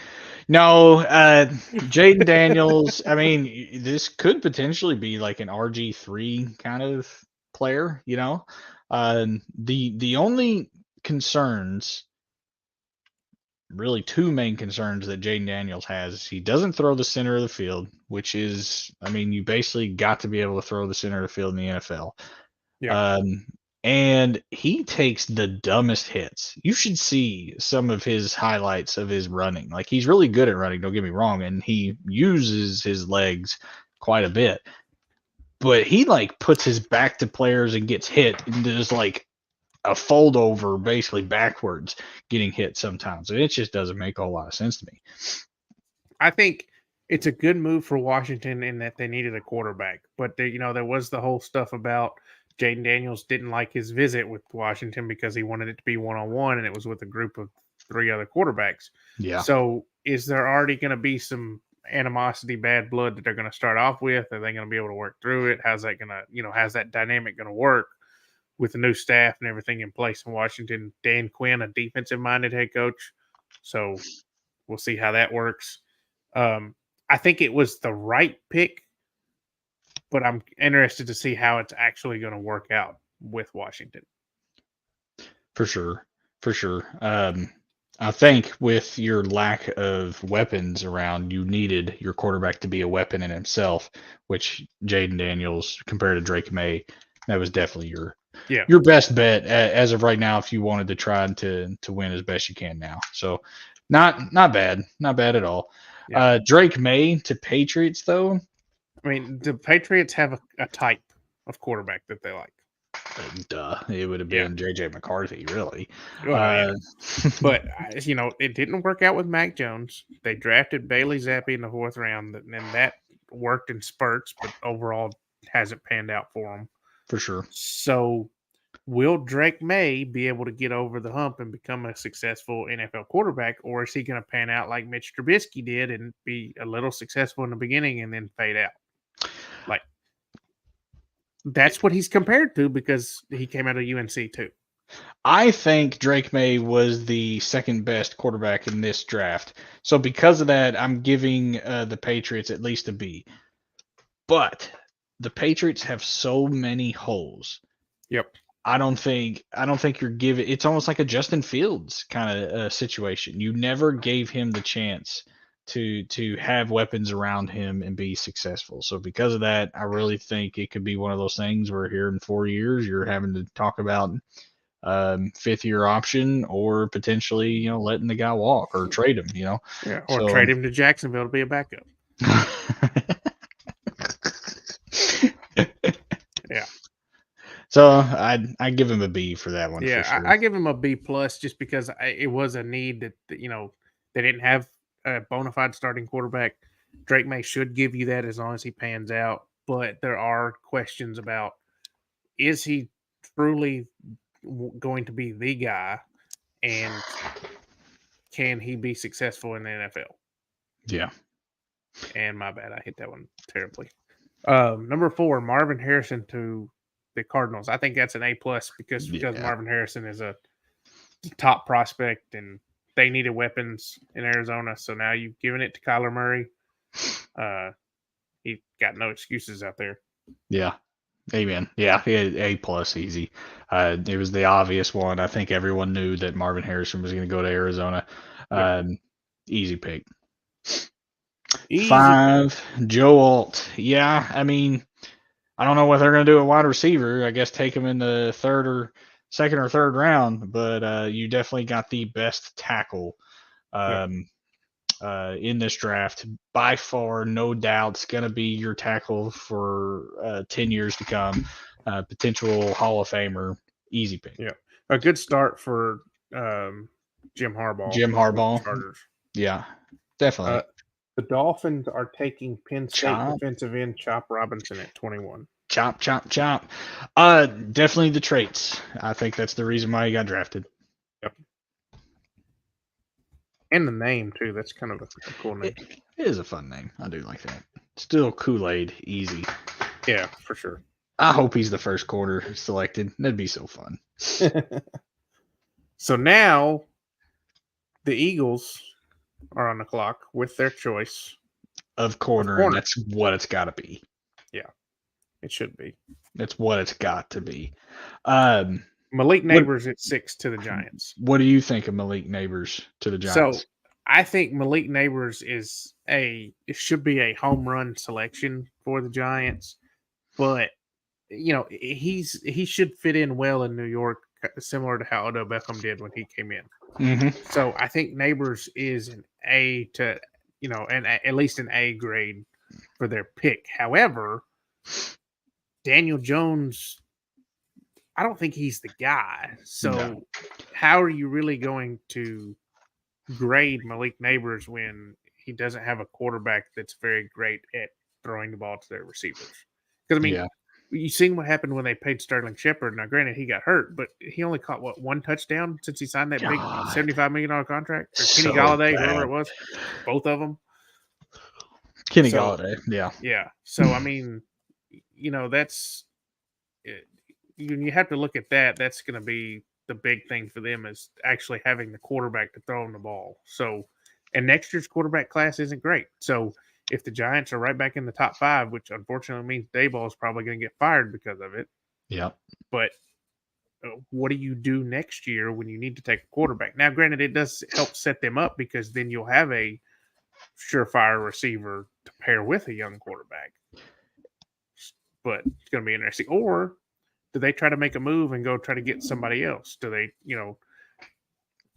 do they like some of the other younger quarterbacks that are around the league and try to take a chance on seeing if they can develop them if Daniel Jones doesn't pan out? Because I don't even know who their backup is.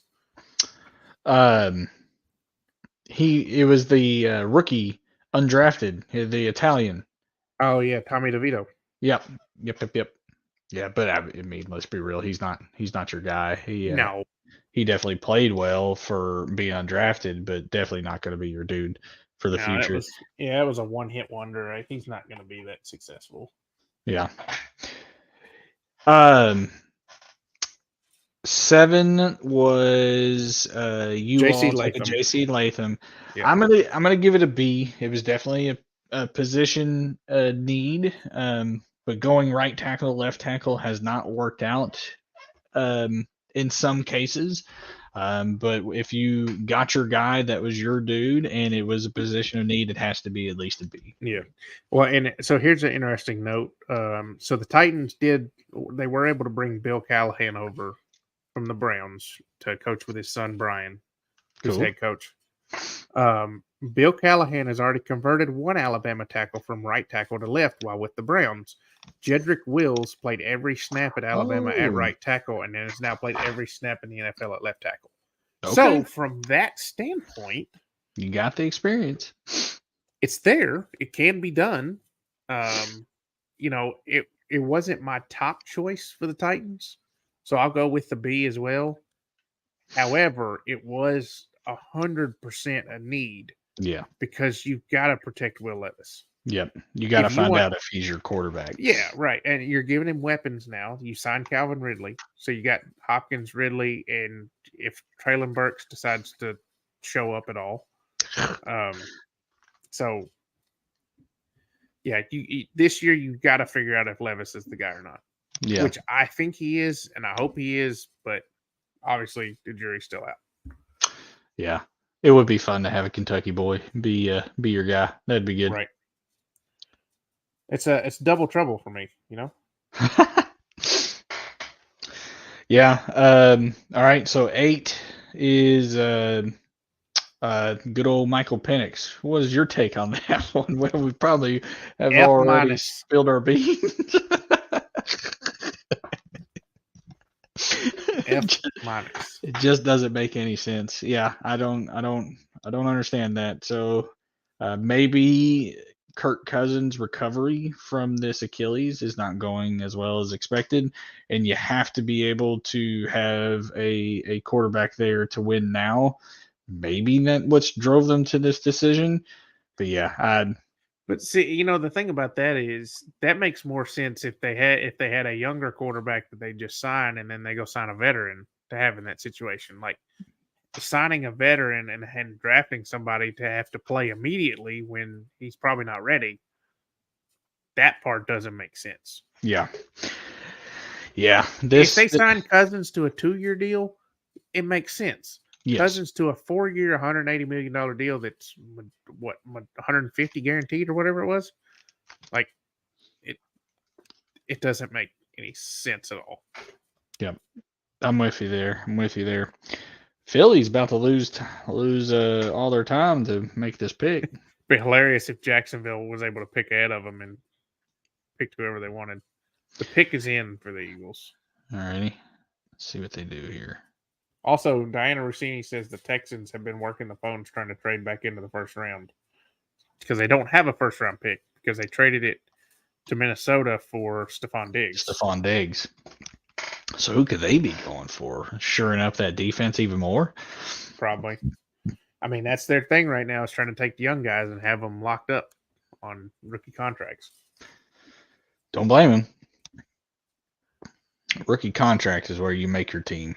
Yeah. Just convinced that's it. I mean, all these Eagles people, I mean, they had a dress code and it was definitely black suit, white button up, and that's it. Everybody's wearing the same exact thing. That's crazy. They're all excited. Who they get?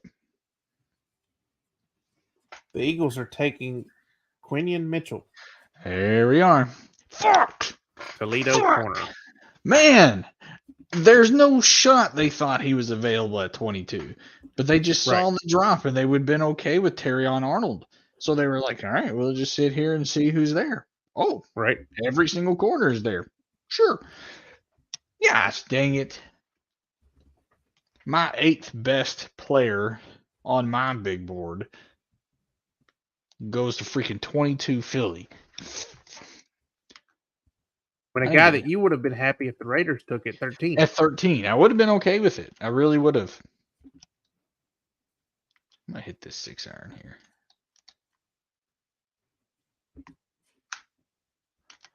Oh, help out, wind. Bounce left. You stupid. All right. So then we talked about Roma Dunze at 9. So now you got the first trade we saw where the Vikings trade up with the Jets to take J.J. McCarthy at 10. I think that was a solid pick for them. I'll give them an A- for that one.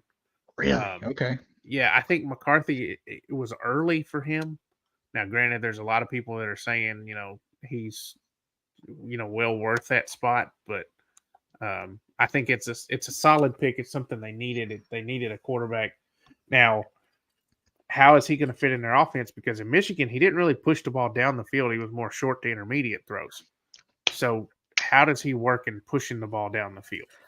Once again, my fantasy football team is getting cucked. I mean, seriously. Now, Kirk Cousins.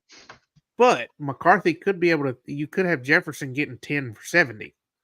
So that's still not bad. He was getting 10 for 170 with Kirk Cousins. Well, yeah, right. I mean, gosh, yeah, that hurts. I don't even know who's the other quarterback on their roster at the Vikings. Jaron Hall. Oh yeah, the BYU rookie from Yeah. last year. The Mormon. Yeah, we're gonna have a lot of that at the University of Kentucky. So. Yeah, for sure. Oh, I'm up. Hey, it's an easy putt.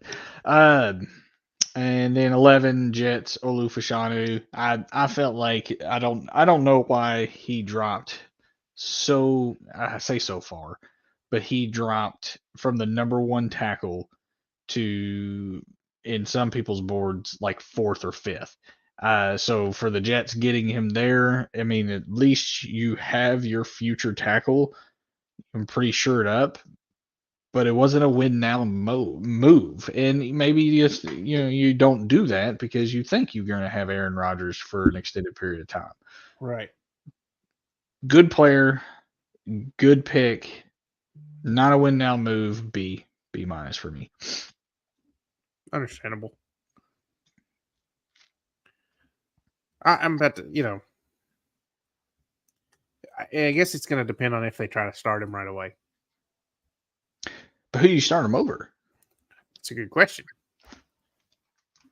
I mean, And then- because and they then why signed would- Kyron Smith and whoever they Oh, signed at right shit. tackle too. So, Hit that carpet. Hit it several times. but yeah, interesting. It's a long-term move. It's a good move, but short-term, it's probably questionable. You got the Bo Nix. Yeah, I'm not surprised. Oh, stay on the green. Exactly. I'm not surprised that the Broncos took a quarterback. Yep. However, I'm surprised that Bo Nix went that early. I think that with how quarterbacks started flying off the board, that You it couldn't was, wait. yeah, you couldn't wait and hope to get him later. I don't think he's worth a number 12 pick. I think he should be a solid quarterback, but I don't think he's going to be, a 10-time Pro Bowler. Yeah. He's probably going to be a lesser Drew Brees. I was thinking Case Keenum. Yeah, that's probably good. Get in there. Um, I give it a that's- B minus. I feel like it was forced, and because I feel like it was forced, you got to give him a C plus, if you really want to. But it felt forced because literally the other quarterbacks that even were being questioned to be first round draft picks are gone before your 12th pick. That's unbelievable. Yep. Right. So you had to do it. There is just no other option. So, and it's going to be interesting to see who they end up starting week 1, because the guys on their roster aren't really starting quarterback caliber players mhm. right now. Yeah. So it's going to be interesting to see who ends up winning the quarterback battle out of Denver this offseason. Good old Jared Stidham. Yeah. Then you got 13 to your Raiders, Brock Bowers. Let's put it this way. In comparison of the previous 7 or 8 first-round draft picks, this is an A+, no doubt. Yeah. But not being biased, C to B, probably B just because of the value that you got out of the player. Not a need. You definitely took best player available when you have several needs at the offensive line, and you definitely need a number 1 corner. Now, the only thing that I can think of is that they have a corner in mind that they are willing to target in the second round. Yep. Or you're willing to wait on your corner because your plan is to sign Adoree Jackson or Xavier Howard once June 1st money from all your June 1st cuts come into play. Yep. That's the only thing that I can think of, in that because of that, you're wanting to play your 2 tight end set. You're wanting to run the ball a little bit more, especially since you're an Antonio Pierce defensive-minded coach. So I'll give it a B just because it's definitely the best player available, 7th player on my board at pick 13, but definitely not a position of need. You just selected Michael Mayer last year, I believe, 33 or 34 overall. You traded up to get him, and now you take Brock Bowers. Just a little odd, but like I said, it definitely could have been worse. Right. Bada-boo. Jaguars have taken Brian Thomas. Oh, yes. I should. If I was paying attention, I would have easily guessed that. Definitely. Makes sense because they lost Calvin Ridley. Yeah, I agree. Yeah, good pick there. Brian Thomas there. That's dangerous.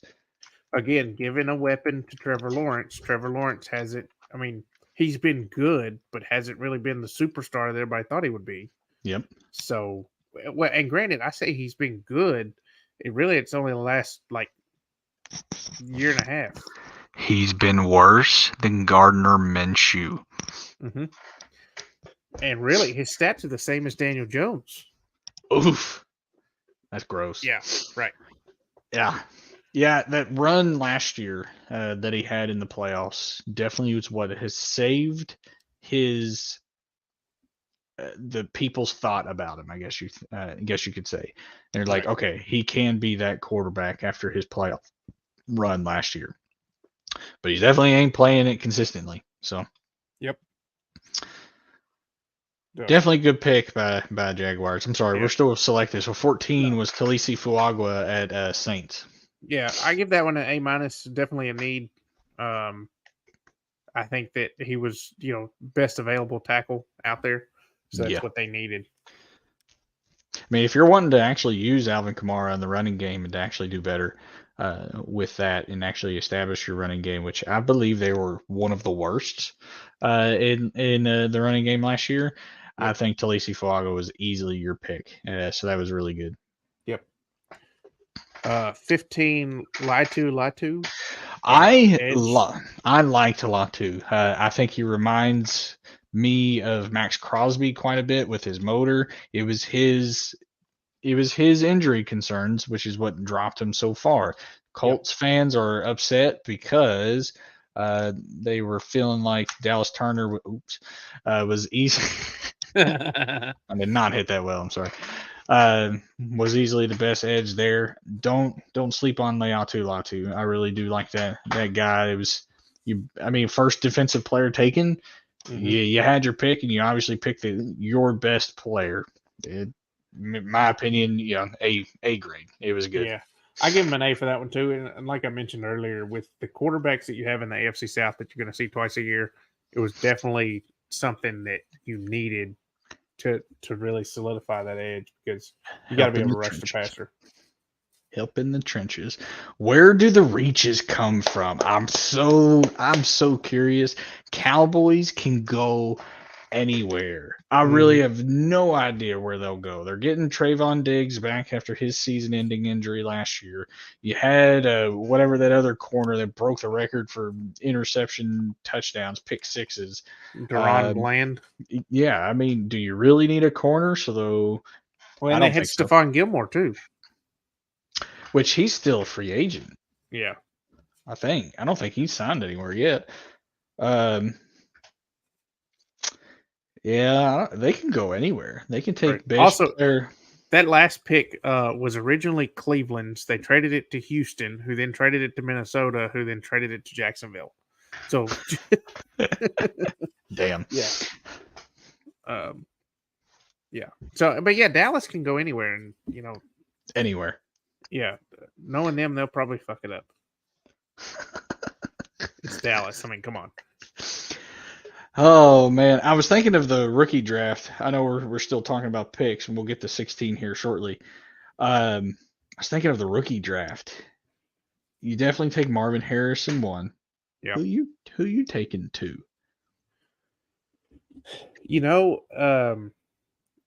And here's a bold one for you. Oh boy. Brock Bowers. And I know. Look, Gardner Minshew is one of the kings of the dink and dunk. Dink and dunk, dude. Brock Bowers, if he runs 8 yards out, run a curl, stand there wide open, big hands, that should be all fucking day. All day. Yeah, I know.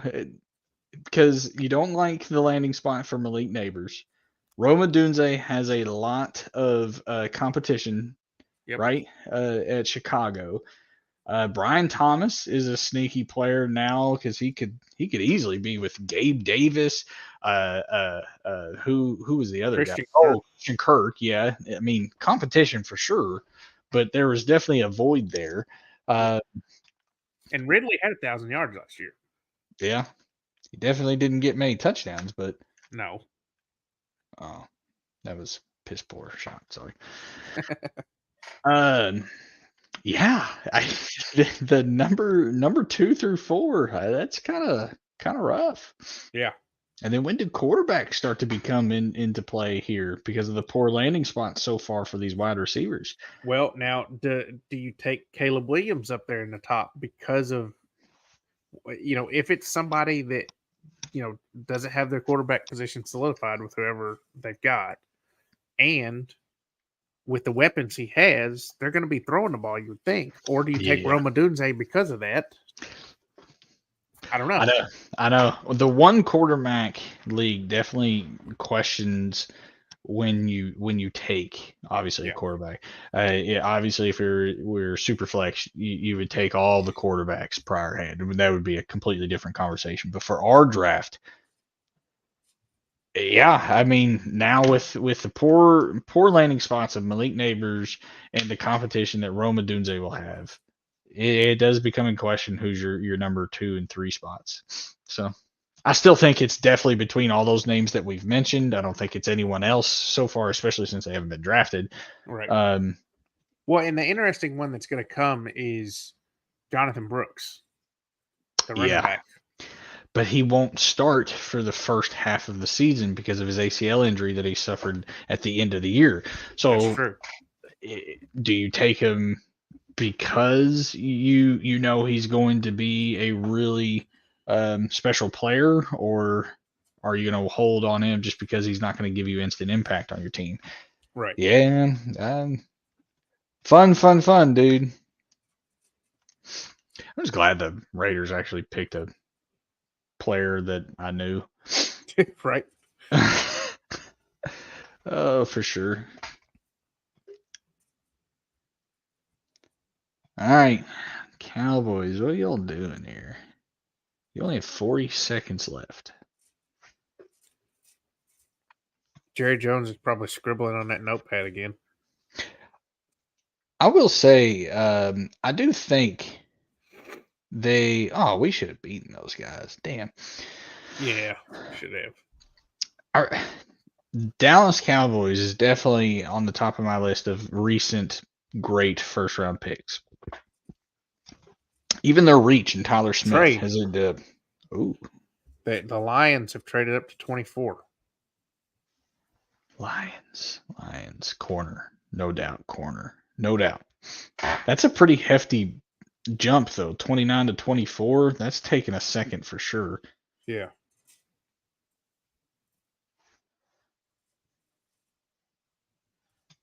Where are we at? I need some details on this trade here. Yeah, I need Detroit is taking Alabama corner Terry and Arnold. Yep.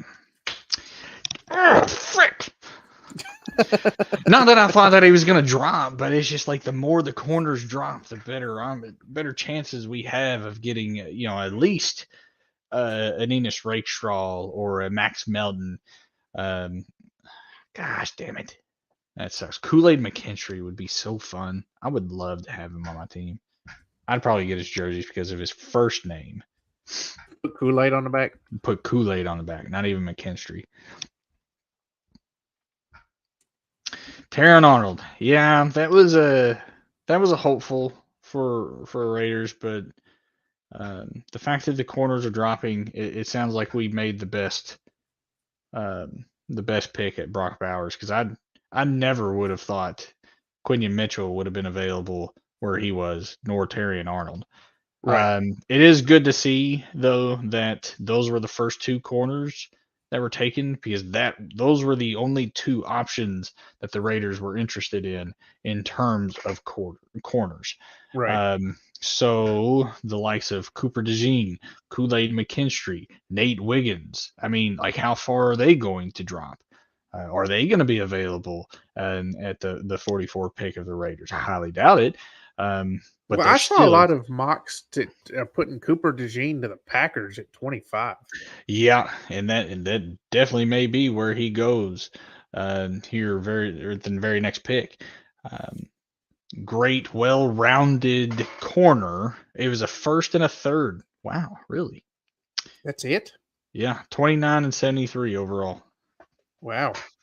For some reason, I was thinking it was going to be more. It's still late. And the Cowboys traded a 7th rounder next year with that, which obviously that means nothing, but still.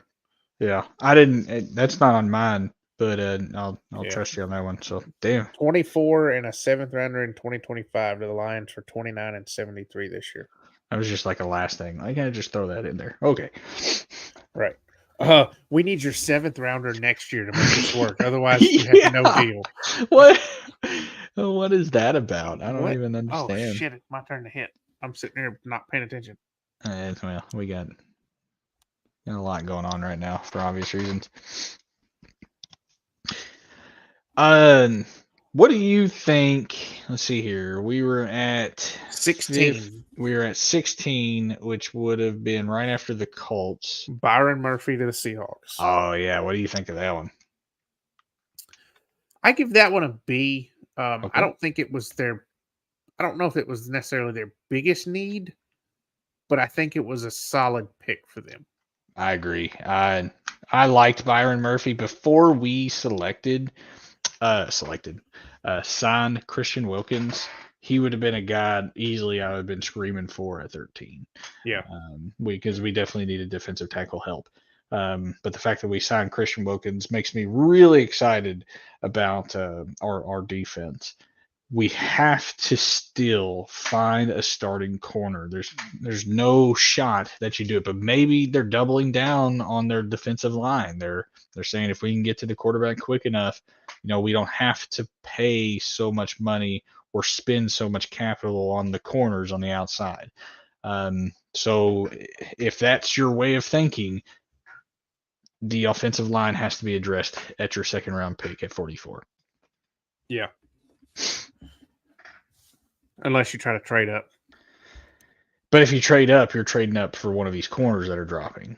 True. Because the offensive line now, like the best ones, Jackson Power Johnson, Graham Barton, Tyler Guyton, the offensive tackle from Oklahoma, Mason McCormick, who this guy's very high on. I wouldn't even be that high. Kinsley Sumatea, Zach Frazier, Jordan Morgan.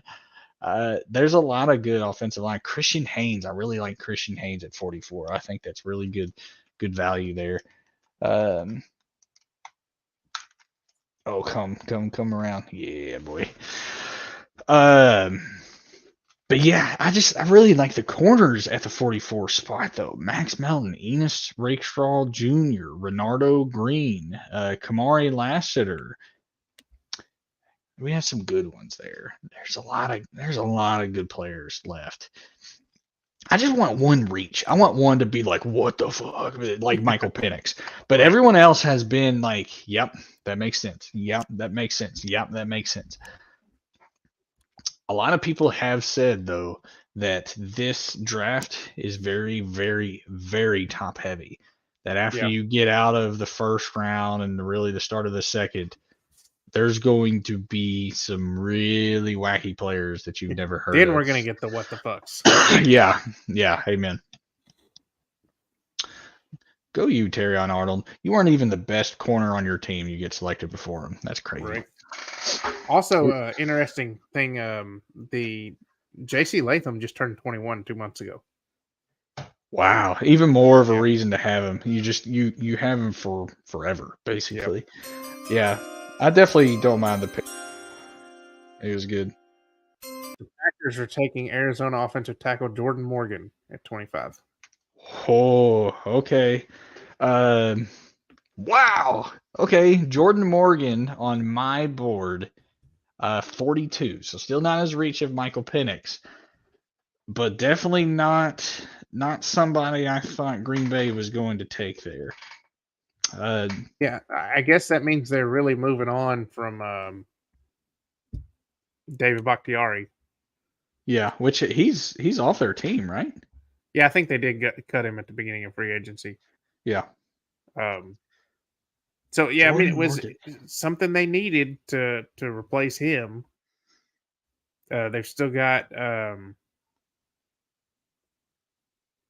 God, I can see him. They've got some good younger pieces on that offensive line.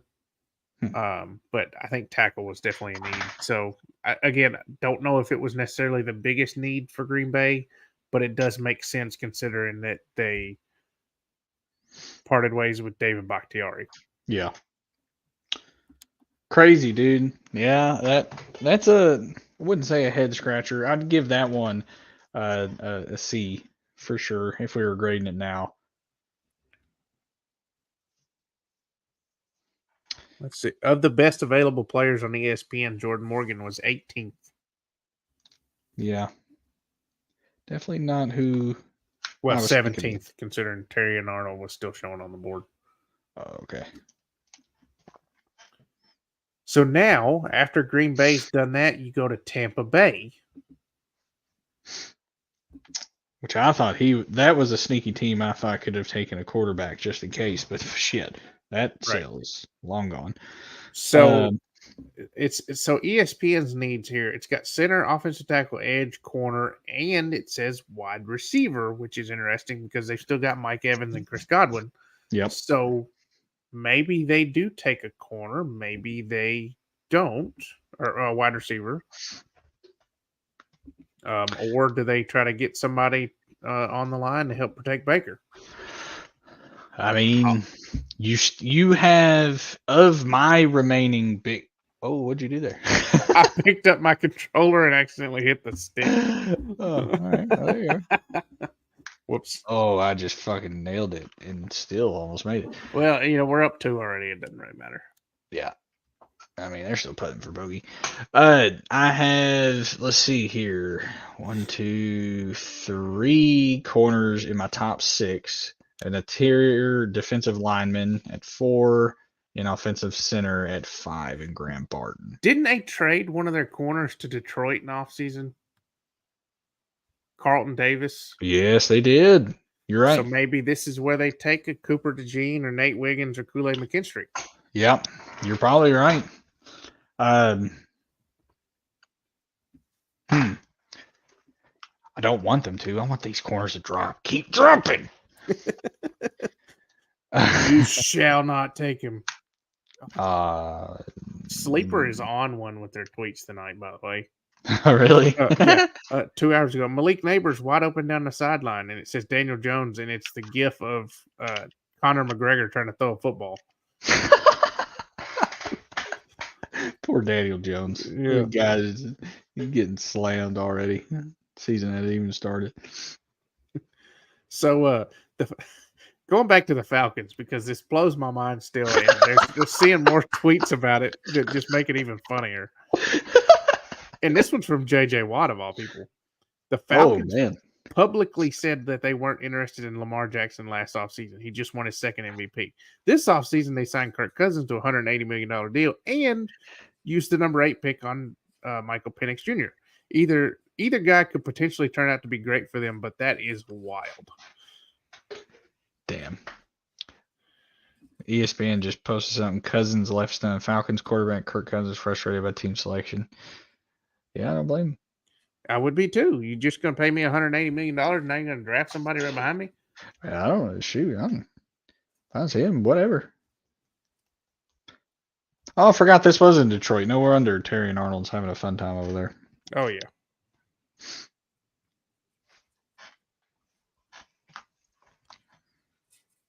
A ring, a ring. Go look at what I just sent you. All right. I don't really feel like saying it on a live stream. Okay, I don't blame you.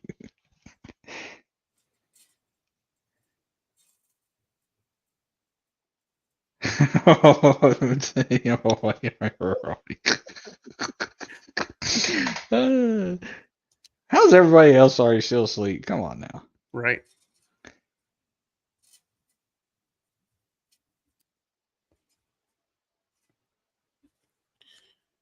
All right. On why they selected my, he is explaining to him hard. Right. He is pointing stuff out. That's Good not news there. for Tyler. Chris Ballard just said that Anthony Richardson's doing really good. He watched him throw a ball. Watched him throw 65 balls yesterday, and has continued to finish his rehab up. Graham Barton to Tampa. Okay. That's pretty good. Yeah, I think. Yeah. Well. Yeah. Yeah. Baker Mayfield for sure. Yeah, well, especially since they just lost Ryan Jensen to retirement. Yeah. So. Yeah. Let the corners fall. Let Kool-Aid fall specifically. I'd be so down for Kool-Aid. You want to sip from the Kool-Aid? Kool-Aid. I will use so many GIFs next year. I'll be back. I'm getting a snack. Peanut butter on bread? Potential.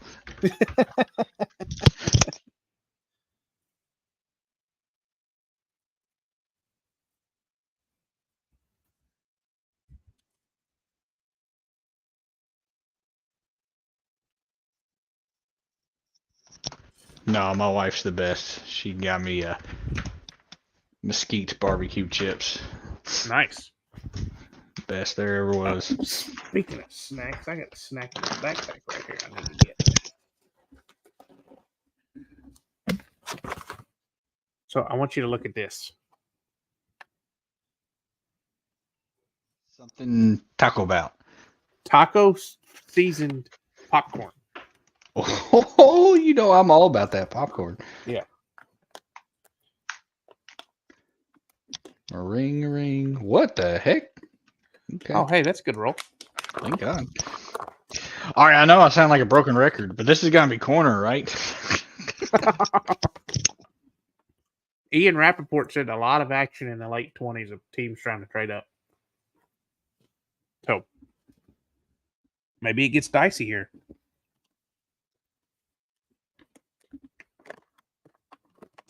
Arizona's back on the clock.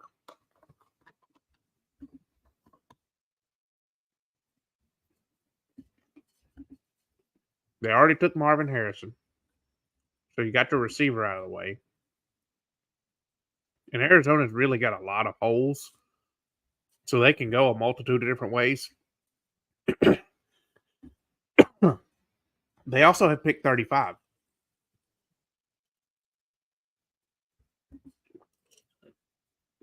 So, what do they look at doing there? Here's my opinion. If I was a general manager, I'd look at my total board for interior defensive linemen. There's Jerzon Newton, and then after that, nobody till like the third round. So do you go ahead and take one now so you don't have to wait and try to find somebody later? Same thing goes with offensive tackle. Right now, Tyler Guyton is definitely the best one available, and it's probably not even close. So if you're in need of an offensive tackle, I would take him, and then you still have 3 to 4 corners that are still in my top 10 to 12 right now. So you're picking at 35. Try to see if one of them drop to you. You take the best player where the next player behind him is so far down the board. If you miss on him now, you ain't getting him in your next pick. And you're not getting another interior defensive lineman to reach for at 35. Right.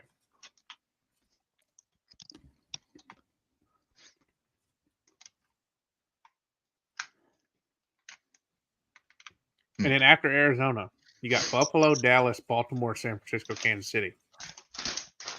I think you've got 3 of those 5 take a receiver. Yep, I agree. I think AD Mitchell goes to Buffalo. I think Troy Franklin, or God forbid Xavier Worthy, goes to the Chiefs. Mm-hmm. Oh man, I got to admit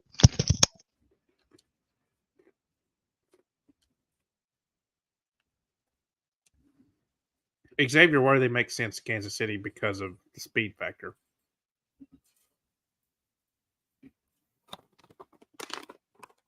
Is Rashid Rice, is he going to get jail time? Should. They say he's going to get suspended at least some amount of games next year, too. Ah, crap. My bad.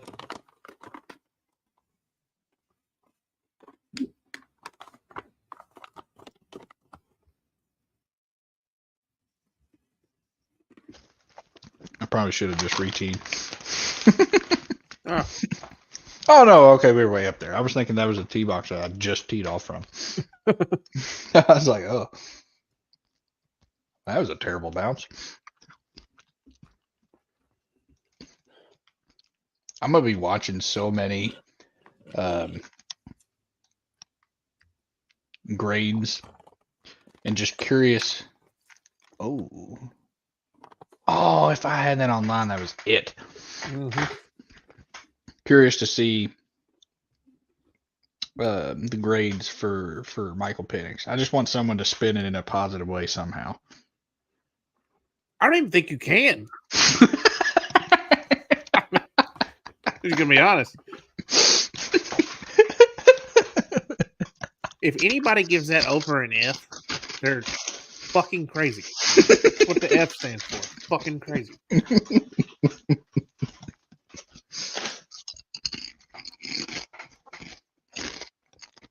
Oh, I thought you had it. I tried to make up for that piss poor tee shot. That's all right. We're up 3 on these guys.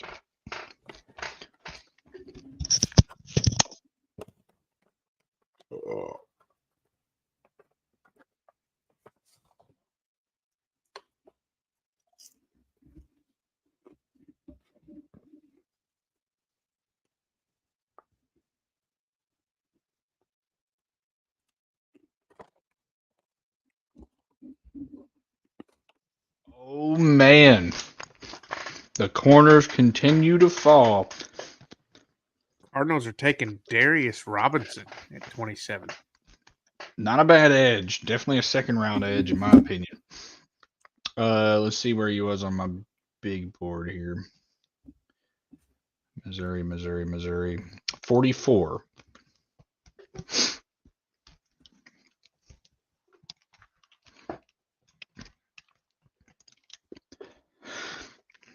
A little bit of a reach, not too bad. Edges, always you can't have enough edges, basically. Yeah. It had him as the 7th ranked player on ESPN's big board. Let the corners fall. Let them fall. I mean, you're trying to speak it into existence. Amen. It's kind of working.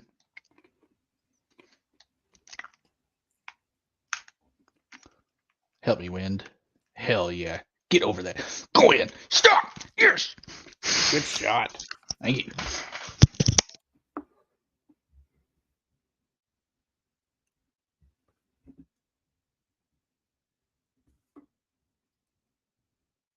I thought he missed that when he first hit it.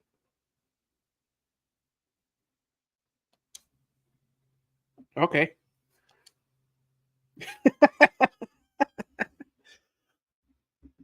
Just gave us the butt. I'm okay with that. Oh, gave us the win. Oh, okay. Yeah, that was weird. All right, the Bills are on the clock. Was that the best edge player on my board? There was Marshawn Nealon. Darius Robinson was a second, so yeah, I guess not a bad pick.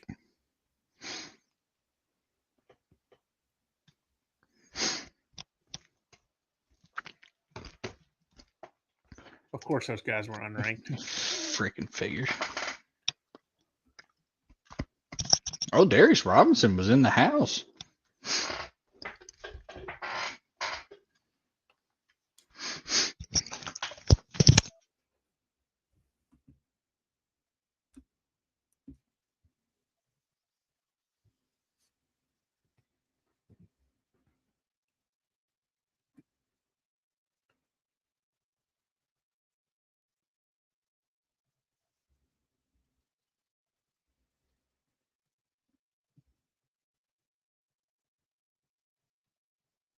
Damn it. What? Damn Yankees. Oh, I placed a 4-leg parlay on baseball. damn. It was a $1.90 bet that was going to win $36, but the Yankees were the last leg of it. I had them -1.5, and they lost by 2. You're Kyler Murray and Marvin Harrison pictures. Oh my. Comical. All right. Lad McConkey, A.D. Mitchell, Ricky Parasol, Xavier Leggett, Keon Coleman, Xavier Worthy. There are some good wide receivers out there. There's one guy reporting that the Bills are trading back.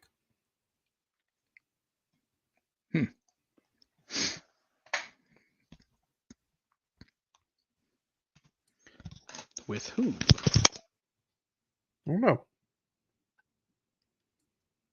Kirk Cousins' agent just released a statement. Yes, it was a big surprise. We had no idea this was coming. The truth is the whole league had no idea this was coming. We got no heads up. Kirk got a call from the Falcons when they were on the clock, and that was the first we heard. It never came up in any conversation.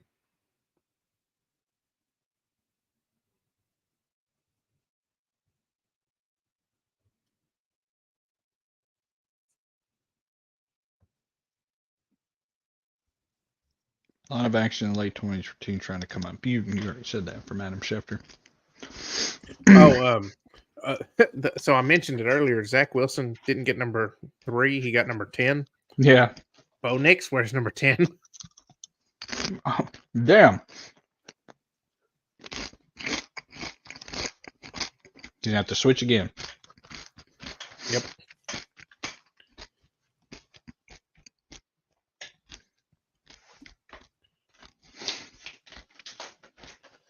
All right. The Chiefs just find- traded up. Wow. Oh, no. They saw their wide receiver and they came up to get him, I guess.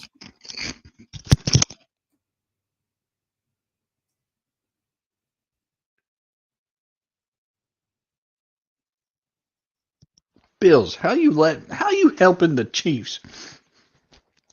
What y'all doing?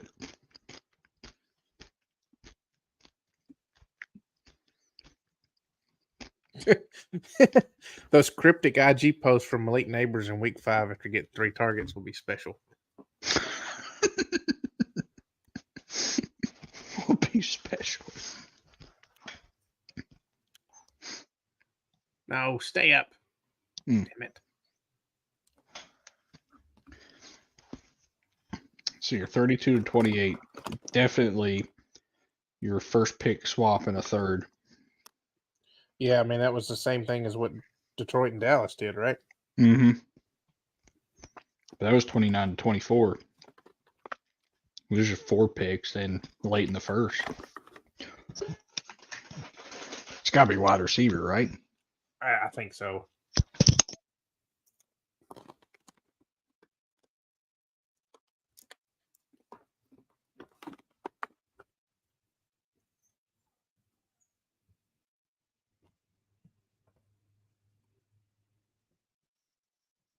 Fucking Xavier Worthy. They traded up to 28 to get him? Mm-hmm. Wow. I guess they were afraid Buffalo was going to take him. That's Tyreek Hill. That's their hopeful right there. Yep.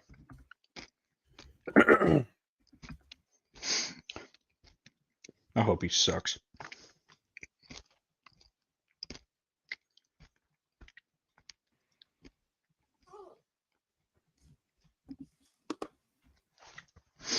I hope he sucks.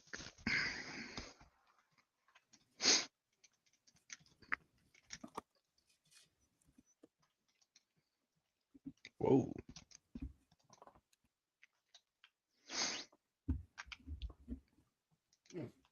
Interesting move there. I think you're chasing the offense you had 2 years ago. Yep.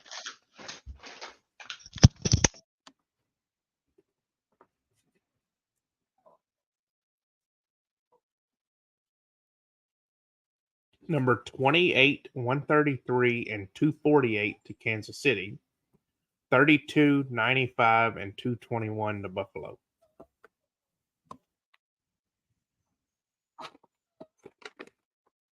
So essentially, Buffalo went down in round 1 to go up in round 3 and up in round 7.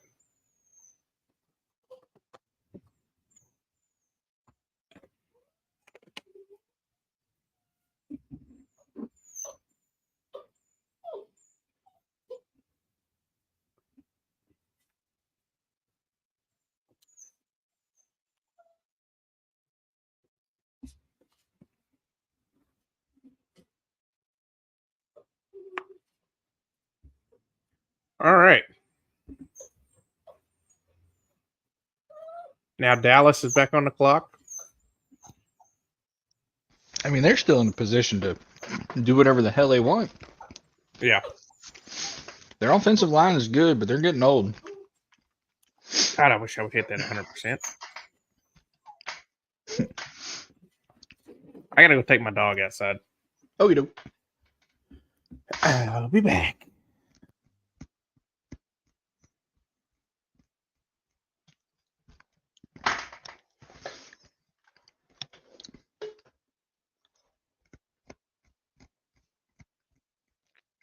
Yeah, it's an interesting pick. I think everyone could have guessed it.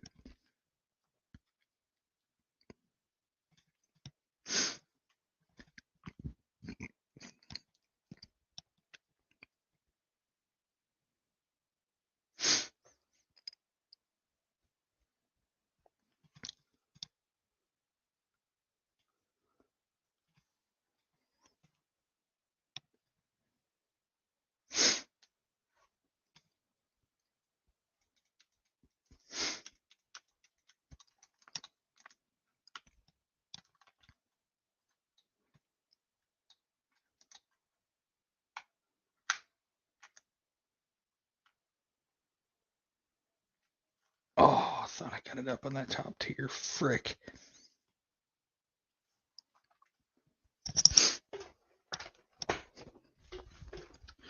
Well, we're at pick 29. You get 4 picks left. Most likely we'll see another trade for the end. Jerzon Newton has to be picked in one of these final 4 picks. I think he's too good of a player to leave out there. So many good wide receivers. Obviously, so many good corners. I've been talking about them this entire time. What's a potential surprise? Edgerrin Cooper. That, my guy, that he's a linebacker that I thought he would have been a second round pick. Easily could have been. Will, you're. Edgerrin Cooper is my guy that's outside of the first round that I think gets selected into the first round. That's my guess.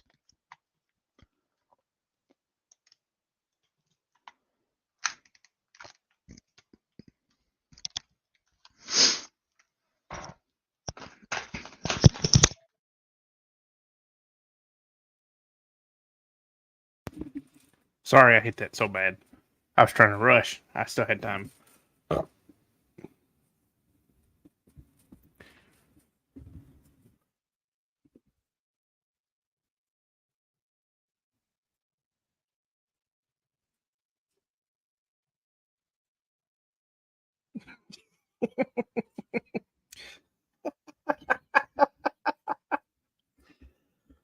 Oh, Lord.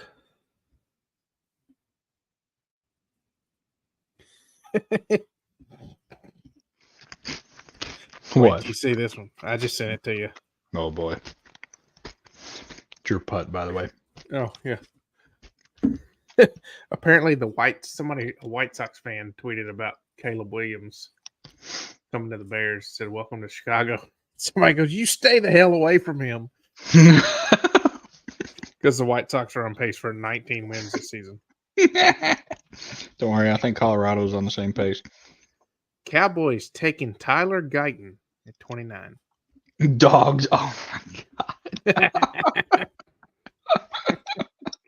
Oh man, that's good. Yeah, Tyler Guyton, best offensive tackle. Now there's not an offensive tackle that is worth a first round draft pick. He was the last remaining one, and they got it with the trade down. That's pretty good.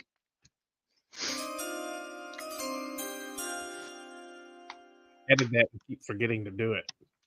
Oh no, sit. Damn.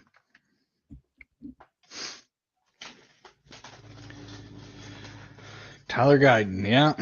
That was the last remaining offensive tackle. You still have the Jackson Power Johnson, but it's depending on like what you feel about his injury concerns. Can you hear the dog barking? Mhm. Dang it. It's, Should have closed that door. It's fine. It's fine.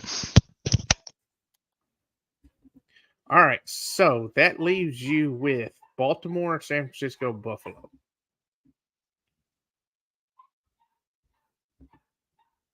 So Baltimore, edge, corner, guard, wide receiver, safety. If it's edge, it's got to be Marshawn Nealon. If it's safety, it's got to be Cooper DeJean. Well, and Cooper DeJean kind of fills both the corner and safety because he been playing corner at Iowa, but he's been projected as a safety from a lot of people. So Yep. maybe that's the pick that they make. And that would be a great pick. Which they've gotten a lot of those really good players like Tyler Linderbaum. That center who I mean he could play anything on your line and Boston be good. College. Mm. No, he Tyler wasn't Linderbaum was Iowa, Oh yeah. which would be kind of fitting if they got Cooper DeJean. That'd be kind of funny. Right. Well, you only want defensive players from Iowa or the punter. You don't want anybody on the offensive side of the ball. I guess the only thing you got to worry about with the punter from Iowa is that he's got too many punts in his system. He might run out. Too much tread on that foot.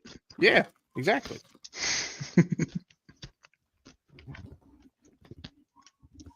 We're concerned about his durability because he's punted so much in college.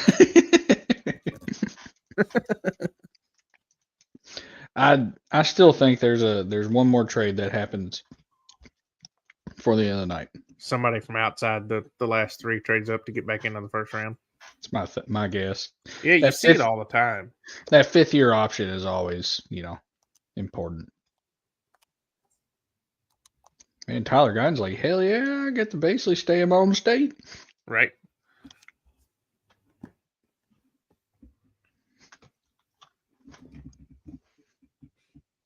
That's so fun. Oh, you got his dad or somebody wearing San Fran stuff. He's going to the Cowboys. You can't be doing that. So there was apparently a restaurant or a store or something in Carolina that has a sign out front that says, "Please let the coach and GM pick this year." Panthers owner David Tepper stopped inside to have a word with the owners about the sign, and they're not joking. That actually happened.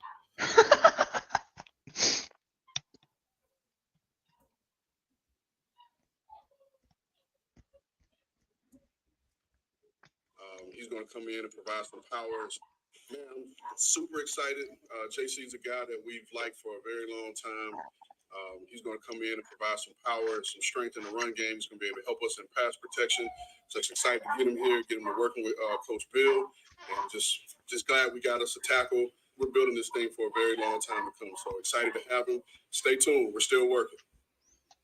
Stay tuned. Did you see the picture of the Jaguars owner's son is sitting there in a neck brace? No. Yeah. Whoa. I did not put any. I tried to put Ford spin on that. I'm not even joking. Bo Nix is the shortest name in NFL history. What a stupid stat. Yeah. Hey, it's very important stuff you got to know here.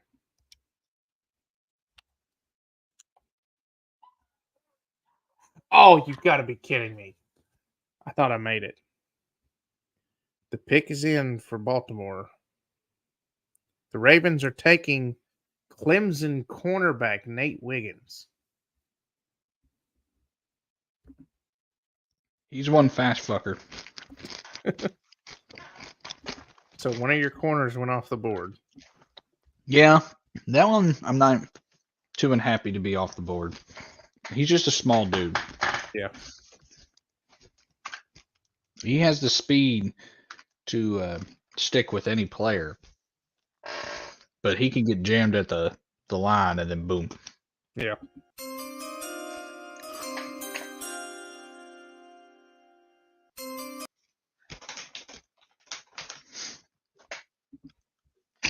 That leaves San Francisco. And the Bills. So San Francisco's interesting because, they don't really have a ton of weaknesses. This just screams take the best player available, and it screams Drazon Newton, screams Cooper DeJean. Corner is a need that's listed on San Francisco's page on ESPN.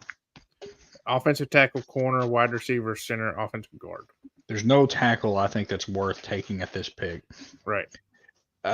if you want that outside linebacker that's a really good edge rusher, like a good rusher for the quarterback, Edgerrin Cooper, I think is pretty good. Yeah, from Texas A&M. Mm-hmm. But I mean, you have your pick at wide receiver, but I feel like you would have already traded Brandon Ayuk if you would have done that. That's true. Maybe they take a receiver with the intention of trading, which, it's always been Ayuk that everybody's talking about. But there wasn't a report today, which I think I sent you guys, that said that they are willing to listen to offers for both Ayuk and Deebo Samuel, which I thought was interesting. I kind of hope Ayuk stays in San Fran for my team's sake. I've been hit so hard today. Everything is fucking your fantasy team. Literally. Oh, man.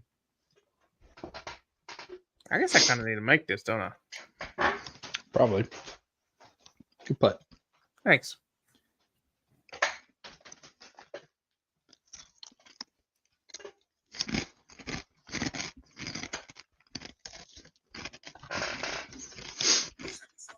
Roger Goodell apparently had like surgery 3 weeks ago.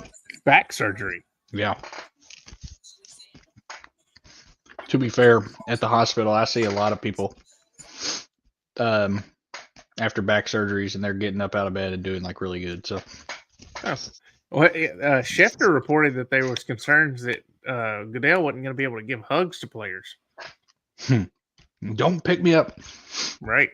Holy shit, that girl's boobs are about out of her shirt. Where?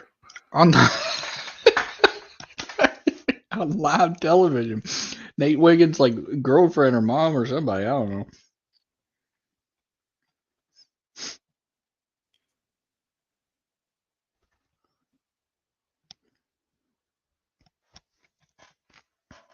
Where?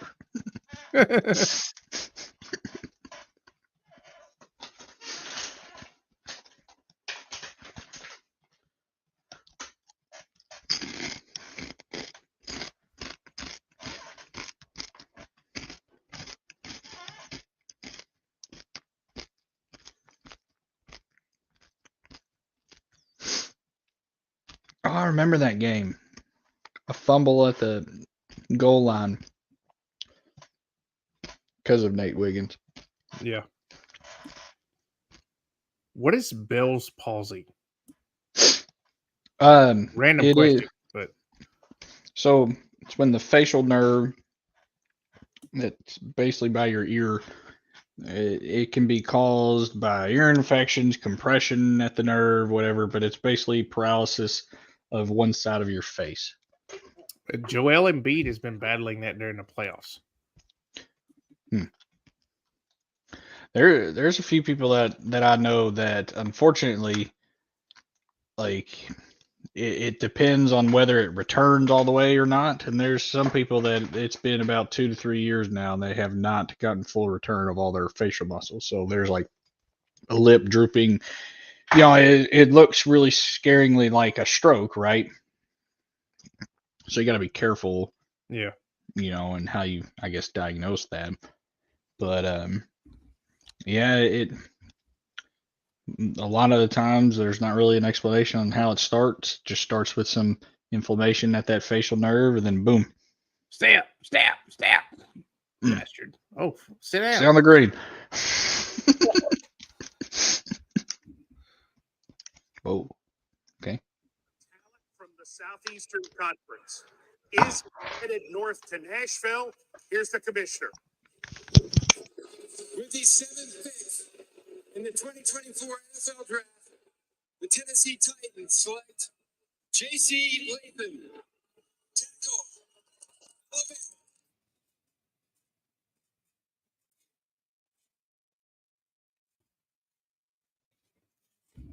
Oh, wait. Oh, my bad.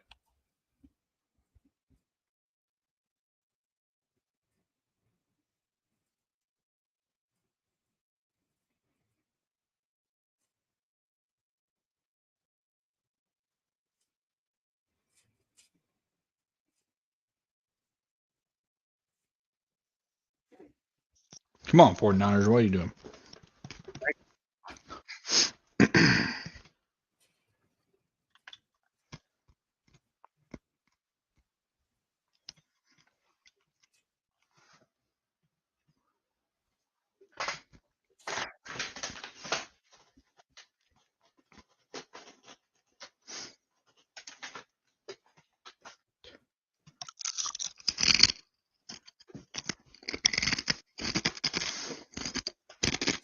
Did I send you the story about the Chiefs and what happened to them back in 2016, 2017? Mm-hmm. So imagine how different it would be in the NFL if this happened. In 2016, the Chiefs were picking at 28, and they had interest in a quarterback in that draft by the name of Paxton Lynch. Oh, yes. The Broncos traded up to 26 and got him. Denver gave up picks 31 and 94 to do the trade. The Chiefs would have had an extra third-round pick, number 91, to offer in a trade up for Lynch, but the NFL took it away for tampering in free agency with Jeremy Maclin. Lynch's agent confirmed the next day that the Chiefs and the Cowboys were the two teams trying to move up to take him. As a result, Kansas City then traded out of 28 and down to 37, and with that pick, the Chiefs selected defensive tackle Chris Jones. Oh, my God. So basically what you're telling me is the Chiefs got lucky as shit. Then the next year, they're still looking for a quarterback. They traded up from 27 to 10 and selected Patrick Mahomes. So they almost could have traded up to get Chris Jones, but instead, or to trade up to get Paxton Lynch, but instead They got Chris ended up- Jones and Patrick Mahomes. Yeah. What the fuck? And Sean Payton was planning on taking Patrick Mahomes at 11, but the Chiefs traded up to 10 to get him. Damn it. The 49ers are taking wide receiver Ricky Pearsall. Whoa. Now I saw Cooper DeJean down low, but I guess they got it wrong. Ricky Pearsall. Wow. Nice. That's got to mean someone's going, right? You would think. That's what that has to mean. Oh, shit. I just fucking destroyed that ball. Oh, see ya. Off the green.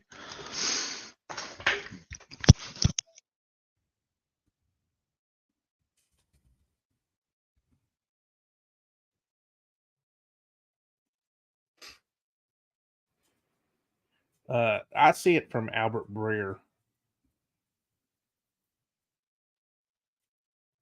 He's been on top of it about the same time that your guy's been posting stuff.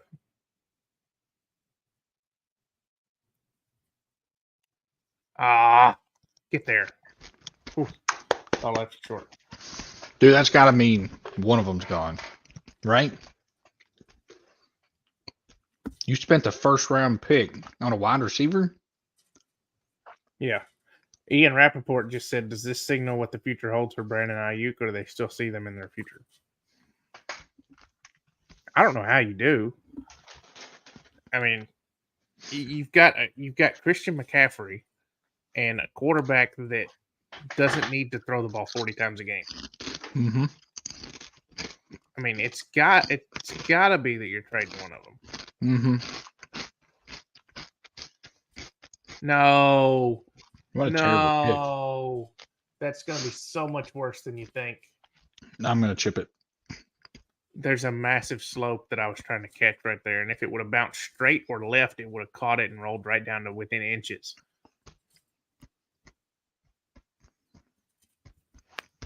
Good. That means Kool-Aid and Cooper DeJean are still available. Yep. Just one of them go. Oh, trade. Buffalo traded out again, this time to Carolina. To move up one pick, I guess, for the fifth-year option. Yeah. Who would you want a fifth-year option for? And Carolina needs fucking everybody. Do they need a wide receiver more than anybody? Well, they just traded for Deontay Johnson.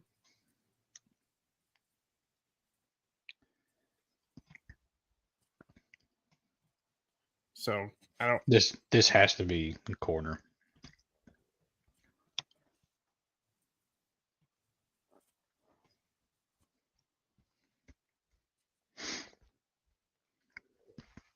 Yeah, they're literally just trading up for this fifth-year option on somebody. Yeah. Holy, yeah. All right, I got to chip it in, though. Yeah, sorry. It's all good. Tried to tell you. Oh, no.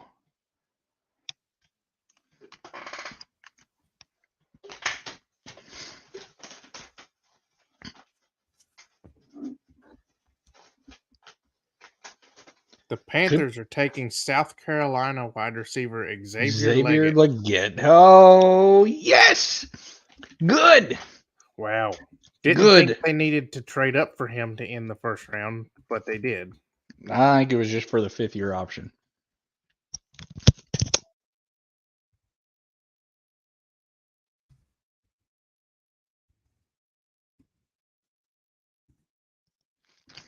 All right. Yep. So that wraps up the first round. Here we are 3 hours later from So when we much started fun. the stream. I love this shit. Yeah. So just running through this again. Caleb Williams, number 1 to Chicago. Jaden Daniels, 2 to Washington. Drake May, 3 to New England. Marvin Harrison, 4 to Arizona. Joe Alt, 5 to the Chargers. Malik Neighbors, 6 to the Giants. J.C. Latham, 7 to the Titans. Michael Penix, the worst pick of the draft, 8 to the Falcons. Roma Dunze, 9 to the Bears. Oh, God, I hit that way far. Get the car. J.J. McCarthy, 10 to the Vikings. Olu Fashanu, 11 to the Jets. Bo Nix, 12 to the Broncos. Brock Bowers, 13 to the Raiders. Talise Fuagua, 14 to the Saints. Latu, 15 to the Colts. Byron Murphy, 16 to the Seahawks. Dallas Turner, 17 to the Vikings. Marius Mims, 18 to the Bengals. Jared Verse, 19 to the Rams. Which, by the way, the Rams' last 2 first-round picks both have the first name of Jared. Interesting note. That's crazy. Troy Fatanu, 20 to Pittsburgh. Chop Robinson, 21 to Miami. Quinion Mitchell, 22 to the Eagles. Brian Thomas, 23 to Jacksonville. Terrion Arnold, 24 to Detroit. Jordan Morgan, 25 to Green Bay. Graham Barton, 26 to Tampa Bay. Darius Robinson, 27 to the Cardinals. Xavier Worthy, 28 to the Chiefs. Tyler Guyton, 29 to Dallas. Nate Wiggins, 30 to Baltimore. Ricky Pearsall, 31 to the 49ers. And Xavier Leggett, 32 to Carolina. Damn. Interesting. I know we don't have to talk about our least favorite pick. Yeah, everybody knows that one. I think that's a consensus across the entire NFL. What is your favorite pick?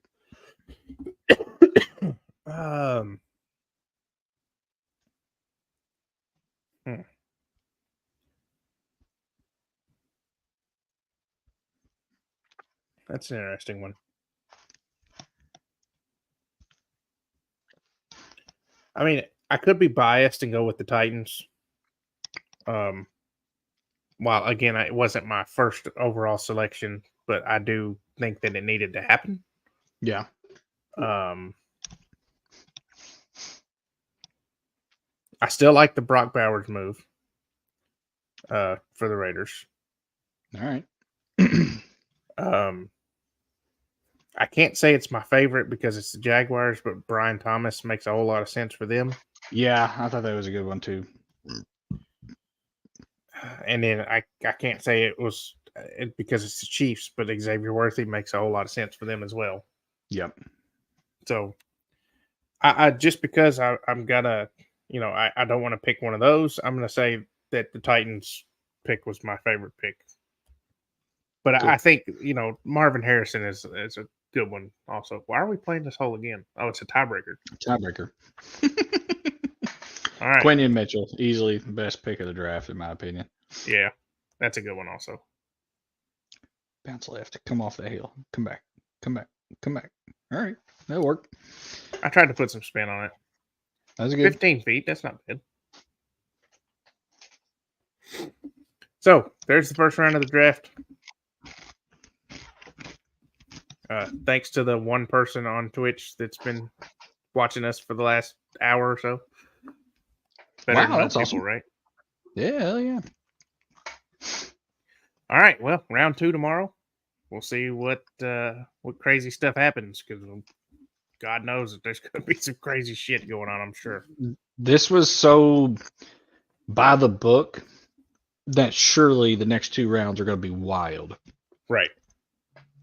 It's too much by the book.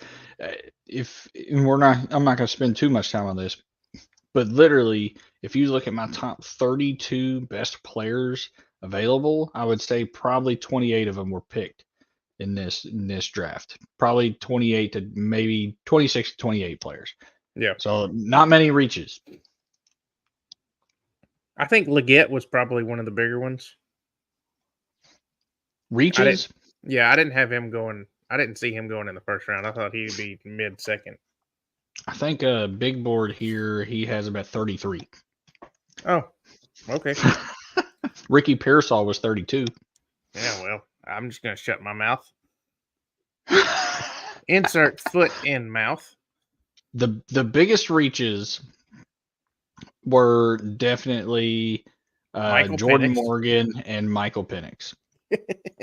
Darius Robinson was kind of a reach, but there was only 2 edges available at 27, and it was either Marshawn Nealon, who was at 38th best player, or Darius Robinson, 44th best player.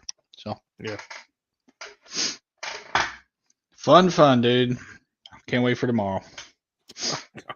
Clay Travis. Sadly, NFL racism is still in full effect. Yet another first round without a single white cornerback taken. Cooper DeJean knows why the cage bird sings.